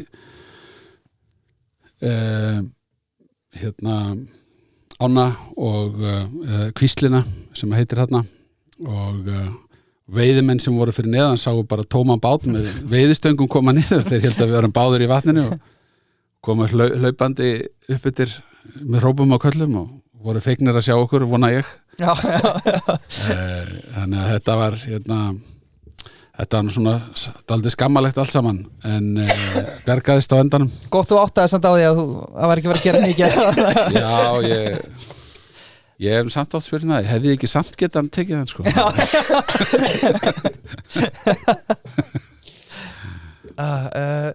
Fórstu einhvern tímann í vitlausa nærbuxur í sundi? Hvaða fólk við hvern hafið þið verið að tala hér? Heimavinna Þetta rosalegt sko Þetta líka rosaleg fullyrðing Já, þetta var þannig að við fórum í ég og Óli Haralds vinur minn lögmaður, hann dró mig með sér í spinningtíma í World Class og það eru mikil þrengsli og þarna í hvort þetta hétt ekki síðumúli, hvaða múli var þetta, hallarmúli eða hvað þetta hétt þarna og hvað hétt staðurinn sem World Class var í múlunum ekki hallarmúli, ég man það bara ekki við endan á síðumúlanum, þetta í brekkunni og nema hvað það aukaðrið eftir tíman mikið kraðak en allir reyna að koma sér aftur í vinnuna og það stendur maður við mann þarna eftir að hafa farið í sturtu litli búningsklefar og allir að raða í íþróttafötunum og í tösku og taka til sín fött inn og ég fer bara í það sem að í minn klefa og tek þar nærbuxur og fer í þær og mér fannst það nú svona eitthvað aðeins víðar en og svo ég bara eitthvað að greiða mér og fara að leita skyrtinu eitthvað og þá segir Óli við mig ertu í mínu nærbuxur? og það snerist nú nokkur hausar hana og bara hvað í gangi hér og ég bara heyrðu, það bara guð mig góður, ætli það ekki bara ég klæði mig úr nærbuxunum manns og rétti honum þær og hugsaði hann leið hvað ætlar hann núna að gera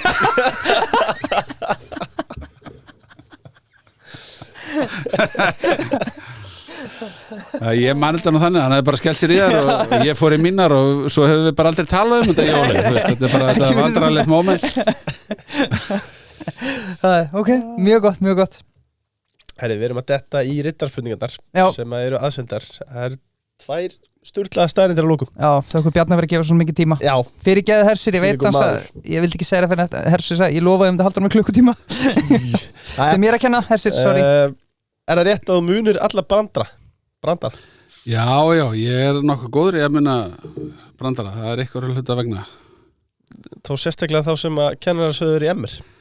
Já, ég held að þarna sé verið að vísa í það að hérna, ég hafi eitthvað heyrt brandara í samfélagsfræði í hérna, grunnskóla sem að ég hef stundum vitna til. Hann eiginlega orðin úreltur og myndi ekki þykja viðeigandi í dag og sérstaklega ekki að kennara að segja við bekki sinn. Þannig ég hættur að segja hann. Okay. Vegum hann inni. Já. Varstu fiskur í fyrra lífi? Ég veit ekki, ég eftir að meina að því ég fer oft í bað. Já, ég elska að vera í vatninu. Kannski bara ég er svo mikil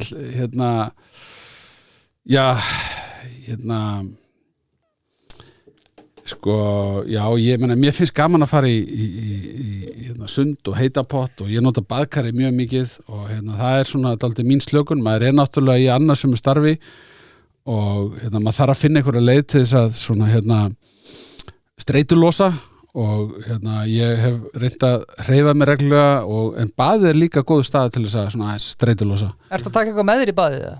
Ertu að taka bók, iPad? Já, stundum hef ég gert það sko og stundum er ég bara að hlusta á eitthvað á Spotify. Ég hlusta á hellinga á Spotify, alls konar. Ég meina ég hlusta til dæmis bara á hugleiðslu. Já, ég nota það heilmikið þegar ég fer í bað og þegar ég bara þarf að tekka út sko, þá bara það er eins og bara rétt út höndina og það tekur ykkur í höndina þér og labba bara með þig úr streitunni. Þú veist, það er alveg frábært. En líka kennir manni mikið mann sjálfan. Já.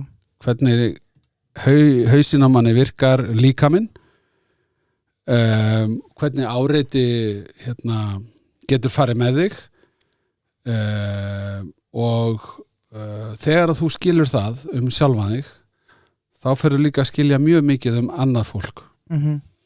Hvenar það hegðar sér eins og það hegðar sér eða talar eins og það talar vegna þess að það er undir álagi eða ræður ekki við tilfinningar sínar og það hefur bara reynst mér gríðarlega dýrmætt að gefa mér tíma til að skilja bara hvernig við erum bara sem fólk. Það þarf að gæta að jafnvægi í lífinu og það er ekkert alveg einfalt en mataræði, hreyfing og svona að gæta andlegri heilsu er bara stórmál og hefur bara breytt miklu fyrir mig. Kannski eitt sem ég ætla að spyrja, ég veit þú hattar enga spurningu meira en hvernig ætlar að hætta og ég er ekki að spyrja á því, þú bara hættir þegar þú hættir en þú ert búin að vera í þessu heilengi eins og talar um á, þú séð ýmislegt. Færðu aldrei bara eitthvað breakdown eða? Bara að vera 24/7 í vinnunni núna 20 ára eða 30 ára eða hvað sem það er? Sko, ég get alveg sagt ykkur eins og að á hverjum einasta degi er ég bara gríðarlega stoltur af því að fá tækifæri til þess að vera að gera það sem ég er að gera. En ég er ekkit alla daga bara stoltur og ánægður og glaður, sko. Þetta er krefjandi en þetta er líka þroskandi og sko, ég held að menn þroskist ekki, stækki og bara verði betri manneskjur eða þeir gefast alltaf upp í brekkunum og þannig að pólitíkin hefur oft á tíðum verið alveg rosalega grimm og erfið hefur bara tekið verulega mikið á en þegar uppi staðið þá finnst mér ég fyrst og fremst vera bara fullur af þakklæti fyrir að hafa fengið tækifæri til þess að fara í gegnum þetta og oft þegar maður er að fara í gegnum einhvern eld þá er það mjög erfitt og leiðilegt en þegar maður er komin út og þá segir maður mikið rosalega hef ég grætt á þessu þegar uppi staðið og þannig að það að vera fást við sko þegar þú nánast á hverjum degi stendur frammi fyrir því að það er annars vegar einhverjir sem eru meðri liði og það er líka einhverjir sem eru að reyna að draga þig niður, efast það sem þú ert að segja, mæta hverri fullyrðingu þinni með einhverju ansvari og svo framvegis. Yfir tíma þá slípastu til og sannfæring þín meitlast. Þannig að það er góð tilfinning að annars vegar fá að þroskast og vaksa í gegnum mótlætið en vera á sama tíma þakklátur fyrir tækifærin sem að pólitíkin hefur gefið manni, þannig að þetta svona, ég geti eiginlega ekki hugsað mér annað starf sem að hefur þroskað mig meira sem einstakling heldur en það að vera svona mikið í eldinum og oft í mótvindi. Það er ekki mörg árin þar sem að maður hefur verið bara með að skíða niður nýfallin snjó sko, bara óáreittur sko. Nei, einmitt. Svo þetta er svolítið fjallaskí líka. Já, sko, ég er ekki að segja þessi einstætt fyrir mig. Nei. Pólitíkin er krefandi og þetta og Þú bara lengi í þessu. Já, og ráðherrarnir formenn flokkana eru þeir sem að fá mestan hitan. En ég er ekki að gera lítið úr hinnu almenna þingmannstarfi. Ég var í 10 ár að vinna á þinginu áður en ég fór í ráðherrastól og ég ber mikla virðingu fyrir þingstörunum. En ég hef allavega ekki ennþá fengið ógeð af þessu og ég er óbúslega stoltur og þakklátur fyrir það að fá að sinna þessari vinnu sem ég er að vinna núna og þegar ég horfi tilbaka þá hefur þetta verið gríðarlega krefjandi fyrir fjölskylduna. Þetta hefur verið miklar fórnir að vera svona lengi í pólitík fyrir fjölskyldulífið. Fyrir mig hins vegar sem svona manneski og einstakling þá er ég alveg sannfærður að það er erfitt að láta sér detta í hug annað starf sem að hefði slípa mann jafn mikið til skafið af egóinu. Þú endist ekki lengi í pólitík með stórt egó. Nei, þú en þar samt árum breiðan skjöld. Þú þarft að hafa sannfæringu og þú verður að hafa viljastyrk og þú verður að vera sko með sín, en ef þú ætlar að vera viðkvæmur og fyrir gagnrýni og taka sjálfa þig hátíðlega þá ertu búinn á núlleitni. Og og að skilja það og læra það er ferli. Já. Og það er mjög þroskandi ferli. Já, vel svara. Hvað tók það þig langan tíma að þróa það með þér? Bara mörg ár sko, ég var ekki síst gagnrýndur þegar ég var í stjórnarandstöðu vegna þess að andstæðingar mínir ætluðu svo aldeilis að koma í veg fyrir að Sjálfstæðisflokkurinn kæmist aftur í ríkisstjórn. Og það var ýmislegt notað og það hefur verið farið mjög langt í að nota persónlega hluti til þess að svona koma höggi á mitt mannorð og hlutir slitnir úr samhengi ítrekað og fyrir þetta reynir maður að svara en svo er eitthvað staðar mörk þar sem að maður segir bara þetta er auðvitað ekki svara vert og svo framvegis. Sumstaðar eru menn með einhverja fullyrðingar sem að er mikilvægt að bregðast við og þá gerir maður það en það þýðir ekki að verði allir sammála manni. Og svo verður maður á einhverjum tímapunkti bara að slaka á og segja, ég er ekkert að fara að snúa öllum á mitt band. Það sem að skiptir bara máli er að þú viti hvað þú vilt og svo lætur þú bara að reyna á það hversu marga þú getur fengið með þér í lið. Já. Og það hefur sem betur fyrir verið þannig hingað til að ég hef haft umboð til þess að leiða Sjálfstæðisflokkinn og við höfum fengið flest atkvæði í kosningunum frá 2013 og 16 og 17 og 21 þetta eru allt kosningar sem við fengum mestan stuðning en oft á tíðum var bara mikil brekka og það er það sem að ég kannski ég veit ekki sé eftir eða kannski frekar bara svona staldra við sko. Það er það að hversu lítið hefur í raun og veru verið það að ég hafi átt erfitt með málefnalega gagnrýni fyrir stefnumálin sem að ég hef staðið fyrir, að ég hafi staðið í ströngu við að verja stefnuna sem að við höfum viljað berjast fyrir og miklu meiri tími hefur farið í svona einhver persónlegar árásir. Það sem að er verið að reyna að halda ég fram að maður sé svona og svona innréttaður og vilji þetta en ekki hitt og allt þetta er allt einhverjar tilbúnar kenningar en þannig þetta bara þetta getur verið leiðuslagur en það sem heldur manni gangandi að markmiðið göfugt markmiðið að láta gott af sér leiða þannig að það verði framfæri í landinu og við Íslendingar allir njótum góðs af því sem að stjórnvöld lýðræðislega kjörin eru að fást við. Það það sem að þetta gengur út og það gríðarlega göfugt markmið í lífinu að fá tækifæri til þess að beita kröftu sínum í átt að framförum fyrir Ísland. Þannig að við verðum sterkara samfélag, það verður betra að búa hérna fyrir alla að við stöndum vel í samkeppni við aðra þjóðir og taka síðan á við annað fólk það hvaða leiðir eru líklegastar að þessu markmiði. Þetta bara algjör forréttindi að fá að vinna þessu þannig að ég hef aldrei verið að mæta í þætti til þess að kvarta undan því að þetta hefur verið erfitt en sannarlega hefur þetta verið krefjandi mér finnst hitt yfirskíkja það eru bara forréttindin að fá að sinna þessu. Já, klart. Ég verða að fá brjóta bóðurðið okkar sko. Já. Af því að þetta er bara Bjarni, þú ert bæði skemmtilegur og klárkall sko. Það er mjög gaman að hlusta á þessu.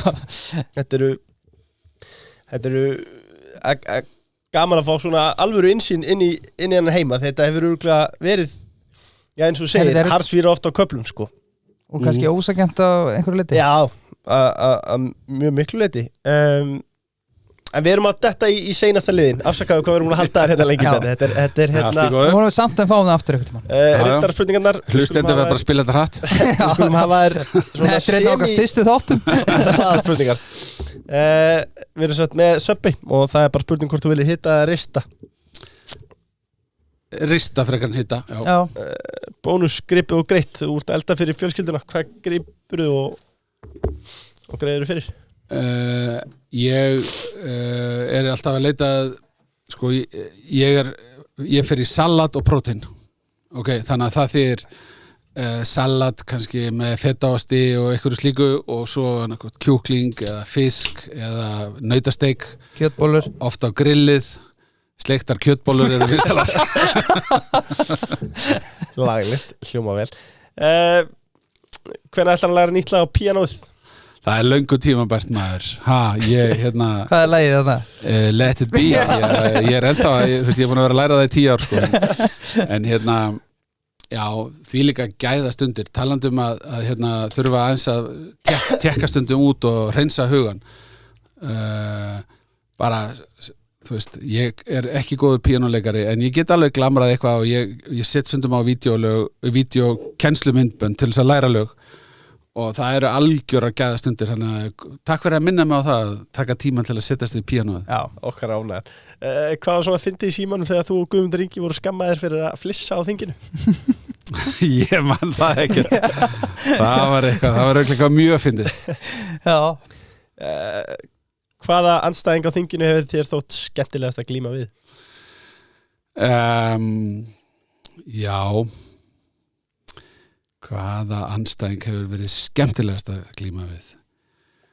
Ég hef nú ekki oft hugsað þetta sko, en það er gaman að glíma við Sigmund Davíð núna á þinginu, hann er hnittinn og getur verið mjög kjarnyrtur og kann laga og kann hefur ákveðið laga á því að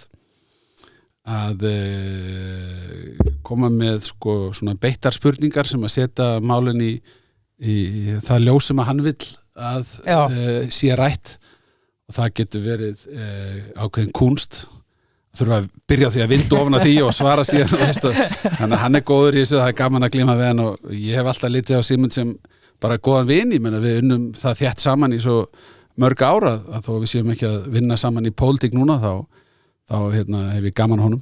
Eitt sem ég verð að spyrja, það eru forsetakosningar, við erum ekki verið að spyrja út í málskotsréttin en talað stjórnarmyndunarumboð þið voru stærsti flokkurinn á hverju fekk Framsókn stjórnarmyndunarumboð en það ekki skrítið? Jú, ég var ekki sáttur við það 2013 hins vegar verður að segjast eins og að jafnvel þótt forsetinn hafið þetta svona formlega og venjubundna hlutverk að hafa áhrif á svona upphaf stjórnarmynduna viðrana og hvernig þeim síðan vindur fram, þá ekkert sem að breytir því að ef að einhverjir formenn koma sér saman og eru með meirihluta þings að baki sér, þá bara mynda þeir næstu ríkisstjórn sín í milli og ákveða hvor verður forsætisráðherra. Og ef að 3 eigi hlut, hver þeirra. Þannig að forsetinn getur í sjálfu sér ekkert gert í því vegna þess að hér þingbundin stjórn og þannig gæti við setjum okkur í einhvern ímyndaðan heim að ég bara teldi mig geta náð meirihluta hér með bara svona fyrir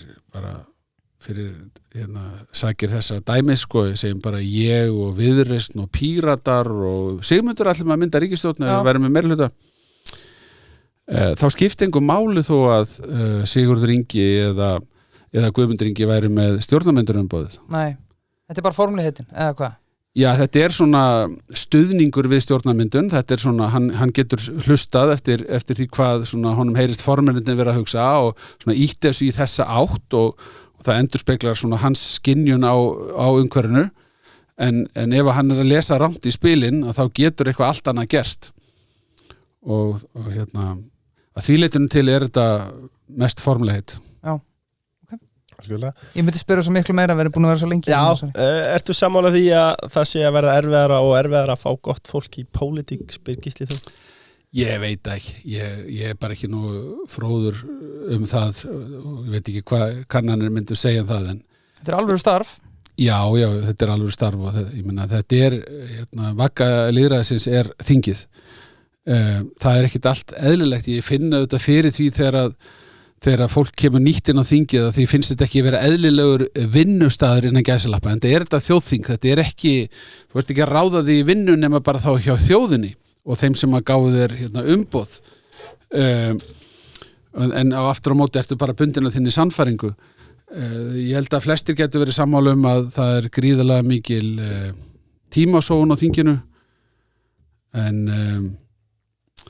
en það þýðir ekki að fólk sækist ekki eftir því. Það ennþá eftirsóknarvert að komast á þing og það verða flokkarnir verða að leysa það hvernig þeir fá sem mest af hæfileika fólki til þess að bjóða sig fram undir þeirra merki. Það vandamál fyrir stjórnmálaflokkana til að leysa. Já, algjörlega. David Jones stútfullar að játni vítamín og steinum bæta meldinguna og að sjálfsögðu leynir hráfni í Svefnherberginu. Rétt. Döðlur upp á 10. Sko þeir eru oft beittir rittarnir. Þeir eru það. Þeir eru oft beittir. Nú að Putin og Netanyahu verið dæmdir fyrir stríðsklæpi. Eru þeir báðir handteknir ef þeir kemur til Íslands? Hefur Netanyahu verið dæmdur fyrir stríðsklæpi? Ég veit það nú ekki, ég held að það sé ekki rétt. En það var hins vegar gefin út beiðni handtökuskipun vegna grunns brot. En við höfum skuldbindingar að alþjóðalögum og þeir sem eru með handtökubeiðni yfir sér, þeir mega vænta þess að við í samstarfi aðra þjóðir gerum okkar skyldur, já það getur alveg gerst, að þeir sem eru með slíka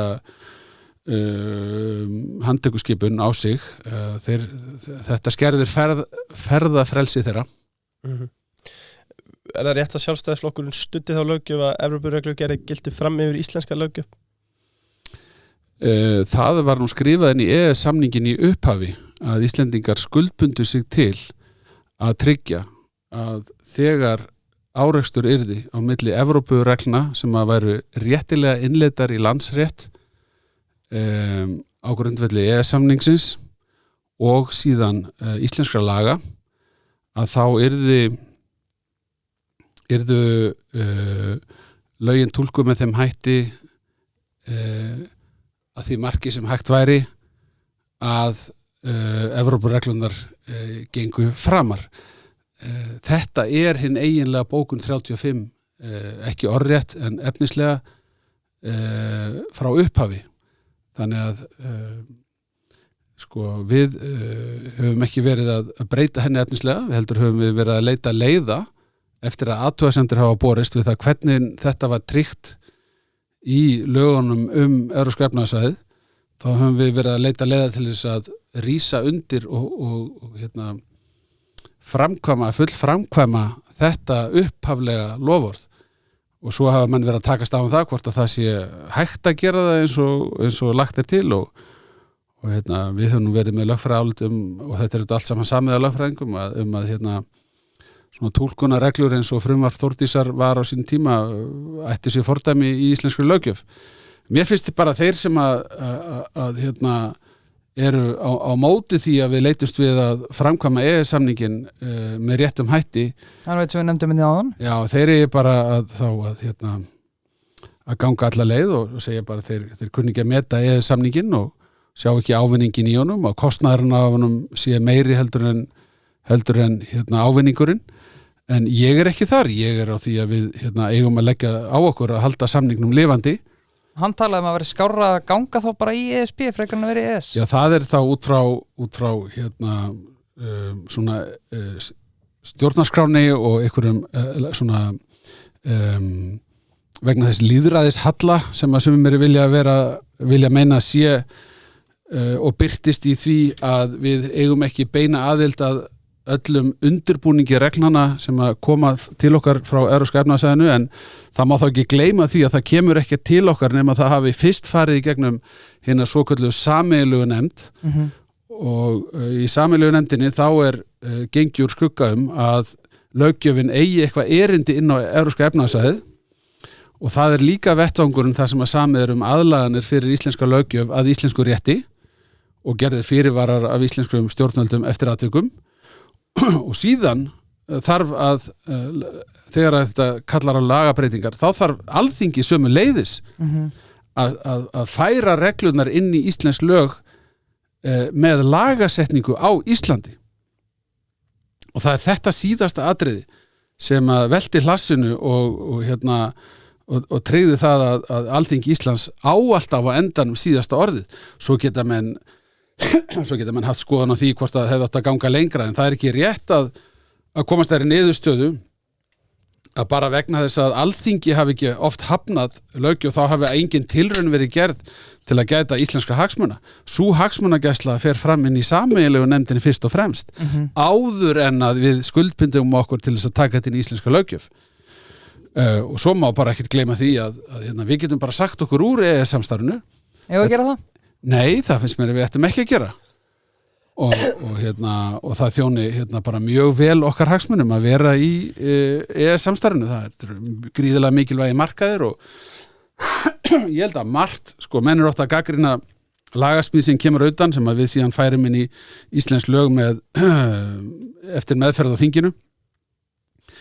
En það má nú alveg fylgja með að margt af því sem að hefur komið gegnum EES-samningin hefur bara gagnast okkur ágætlega. Það er nú bara þannig og það má ekki horfa fram hjá því. Nei, algjörlega. Þetta kannski annars vegar það er þá þarna sem að í íslensku lagasetningunni sem að einhverjir tala að íþyngt kannski í reglugerðinni upphaflegu reglugerðinni frá EES. Það er þessi gullhúðunarmál sem þú átt að tala með ekki. Já, ég meina auðvitað eigum ekki að vera að taka mál sem eru kannski dálítið íþyngjandi fyrir sem atvinnulífið á Íslandi og gera þau enn þyngri með einhverjum sér íslenskum viðbótarreglum ef engin málefnaleg rök eru fyrir því.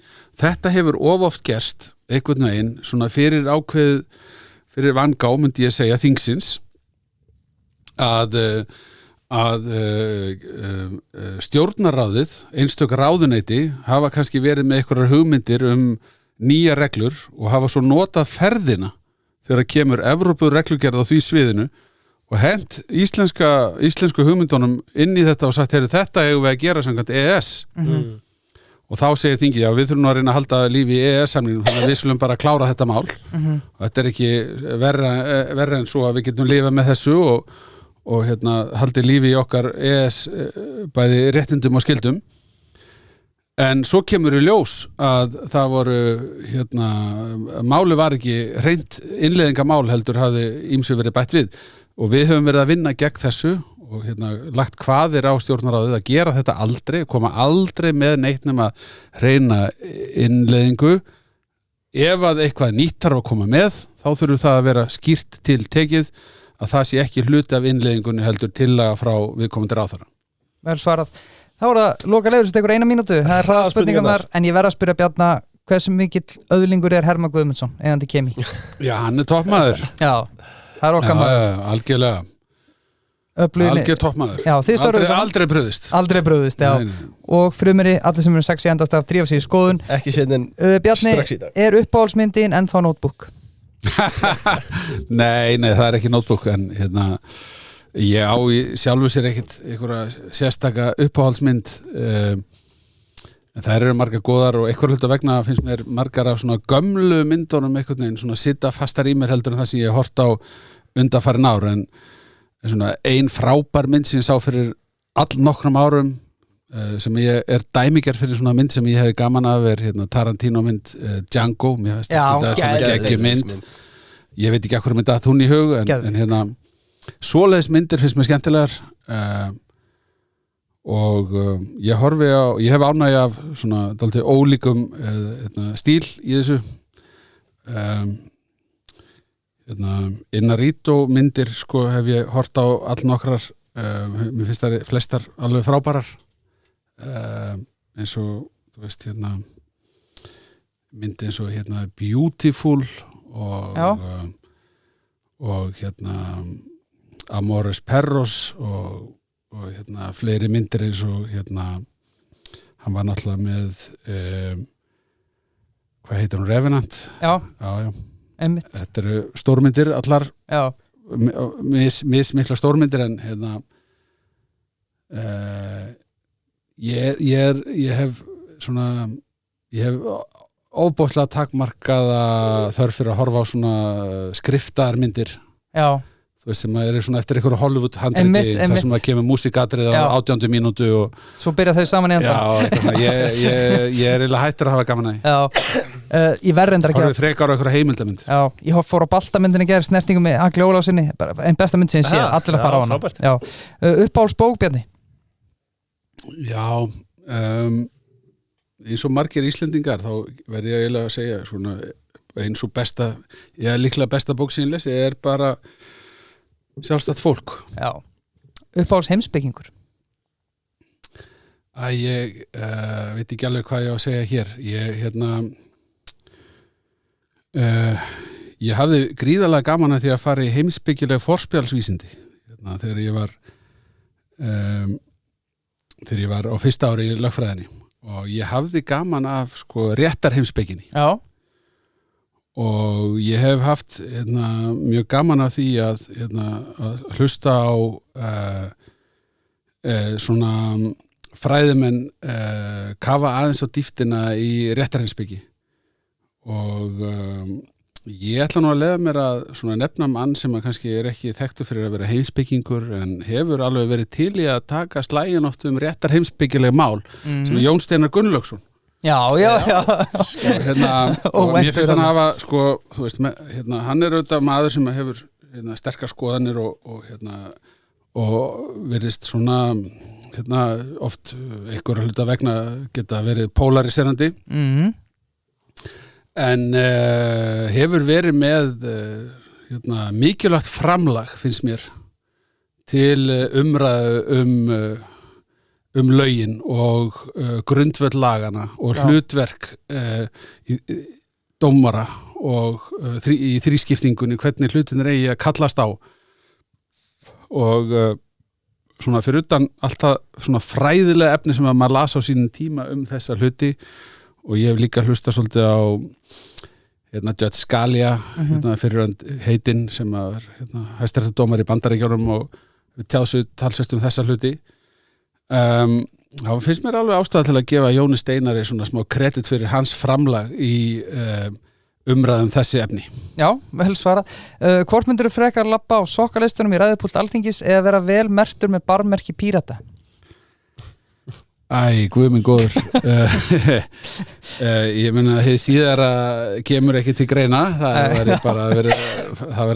myndi heita sigla undir fölsku pírataflaggi ég myndi frekar fara á sokkalistunum held ég en við liðir nú ekkert vel með það Fer Bjarni í stangveiðitúr og ef svo hvaða á málið í dag? Já, ég hef gríðarlega gaman af stangveiði og eiginlega ólst upp við að veiði í Læknum í Garðabænum og síðan í Þingvallavatni og þá var maður bara gjarnan með kaststöng og flotholt og flugu á taumi og þetta var alltaf mikil ævintýri og síðan hef ég bara alla tíð veitt síðan ég var smástrákur. Ég fer að veiða á sumrin, var að veiða í vatni á Suðurlandi síðustvelgi og í sumar fer ég til dæmis í Straumfjarðará í fjölskylduferð. Það er mjög nett á með 4 stangir og gaman að geta labbað á veiðhúsinu og labbað meira eða minna upp og niður allt og bara góð veiðivon og fallegt umhverfi, þannig að það er til dæmis á sem að ég hef gaman af að sækja heim og reyndar veitið all nokkru sinnum í hana bara þegar ég var rúmlega 20 og svo fór ég ekki þangað í næstum 30 ár held ég. En ég er að fara þangað í sumar og fór þangað í fyrra, þannig að ég get nefnt hana svona sem einu á. Ég meina, ég hef veitt í Kjarrá og bara víða landið, það eru bara geggjaði staðir, en þetta tekur tíma og þetta kostar líka sitt. Þetta kostar sitt. Hvað er það besta við að vera Íslendingur? Það er bara fólkið sem býr þegar maður elst upp að þá á maður svo margt sameiginlegt svona bara í menningarlegum bakgrunni, maður er stoltur af öllu fólkinu sem hélt lífi í landinu og maður er stoltur af því að sjá hvernig tækifærin hafa raungerst og þeim hefur verið snúið í frábær lífskjör á tiltölulega skömmun tíma. Það er öryggið við að búa á Íslandi er gríðarlega dýrmætt. Það er ástæða til þess að halda vöku sinni en hér er meira almennt öryggi fyrir fólk heldur en tíðkast í stórborgum til dæmis og að við, eins og ég segi, þurfum að vera vakandi yfir hættunni af alþjóðlegri glæpastarfsemi og slíku og þá er óbáslega mikið frelsi á Íslandi. Þannig að það er náttúran og frelsið fólki sem býr öryggið og friðurinn og svo erum við með góð lífskjör og góðar tengingar við önnur lönd og það besta við Ísland er að ef þú ættir að benda á einhvern einn stað í öllum heiminum þar sem að þú vildir geta fæðst og átt góð tækifæri til þess að lifa góðu lífi ég spyr nú bara hvar heldur þú að það getur orðið frekar heldur en á Íslandi? Já. Ég held að þú finnir ekki það land. Nei, vel svarað. Telur það líklegar en ekki að feta í fótspor forverða eins og bjóða fram til forseta einhvern tímann? Það er með gríðarlega ólíklegt. Ætlar upp á herðubreið eins og sagður daginn? Já, það er komið á dagskrá hjá mér og það er búið að festa dag þar sem við ætlum að freista þess en vandinn við að fara upp á herðubreið er að þú þarft að hafa veður til þess og við erum að fara í sumar í júlí á þessar slóðir og við munum freista þess að komast upp á herðubreið ef að veður leyfir og við höfum 2-3 daga glugga til þess að láta á það reyna. Já, það var bara lokaspurning kvöldsins. Bjarni Benediktsson, takk fyrir frábært kvöld, afsakaðu hvað ég heldur þig lengi. Eitt ráð kannski til ungs fólk sem vil gera gagn í samfélaginu? Já, ekki vera feimin við að